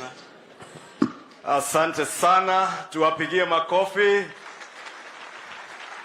I think, Your Excellency, tutamatishe hapo kwa wasemaji ambao tulikuwa tumewatayarisha, na tumeuliza wale wengine wengi kwa heshima ambao tulikuwa tumetayarisha watupe written memoranda ili tuweze kuconsider zote.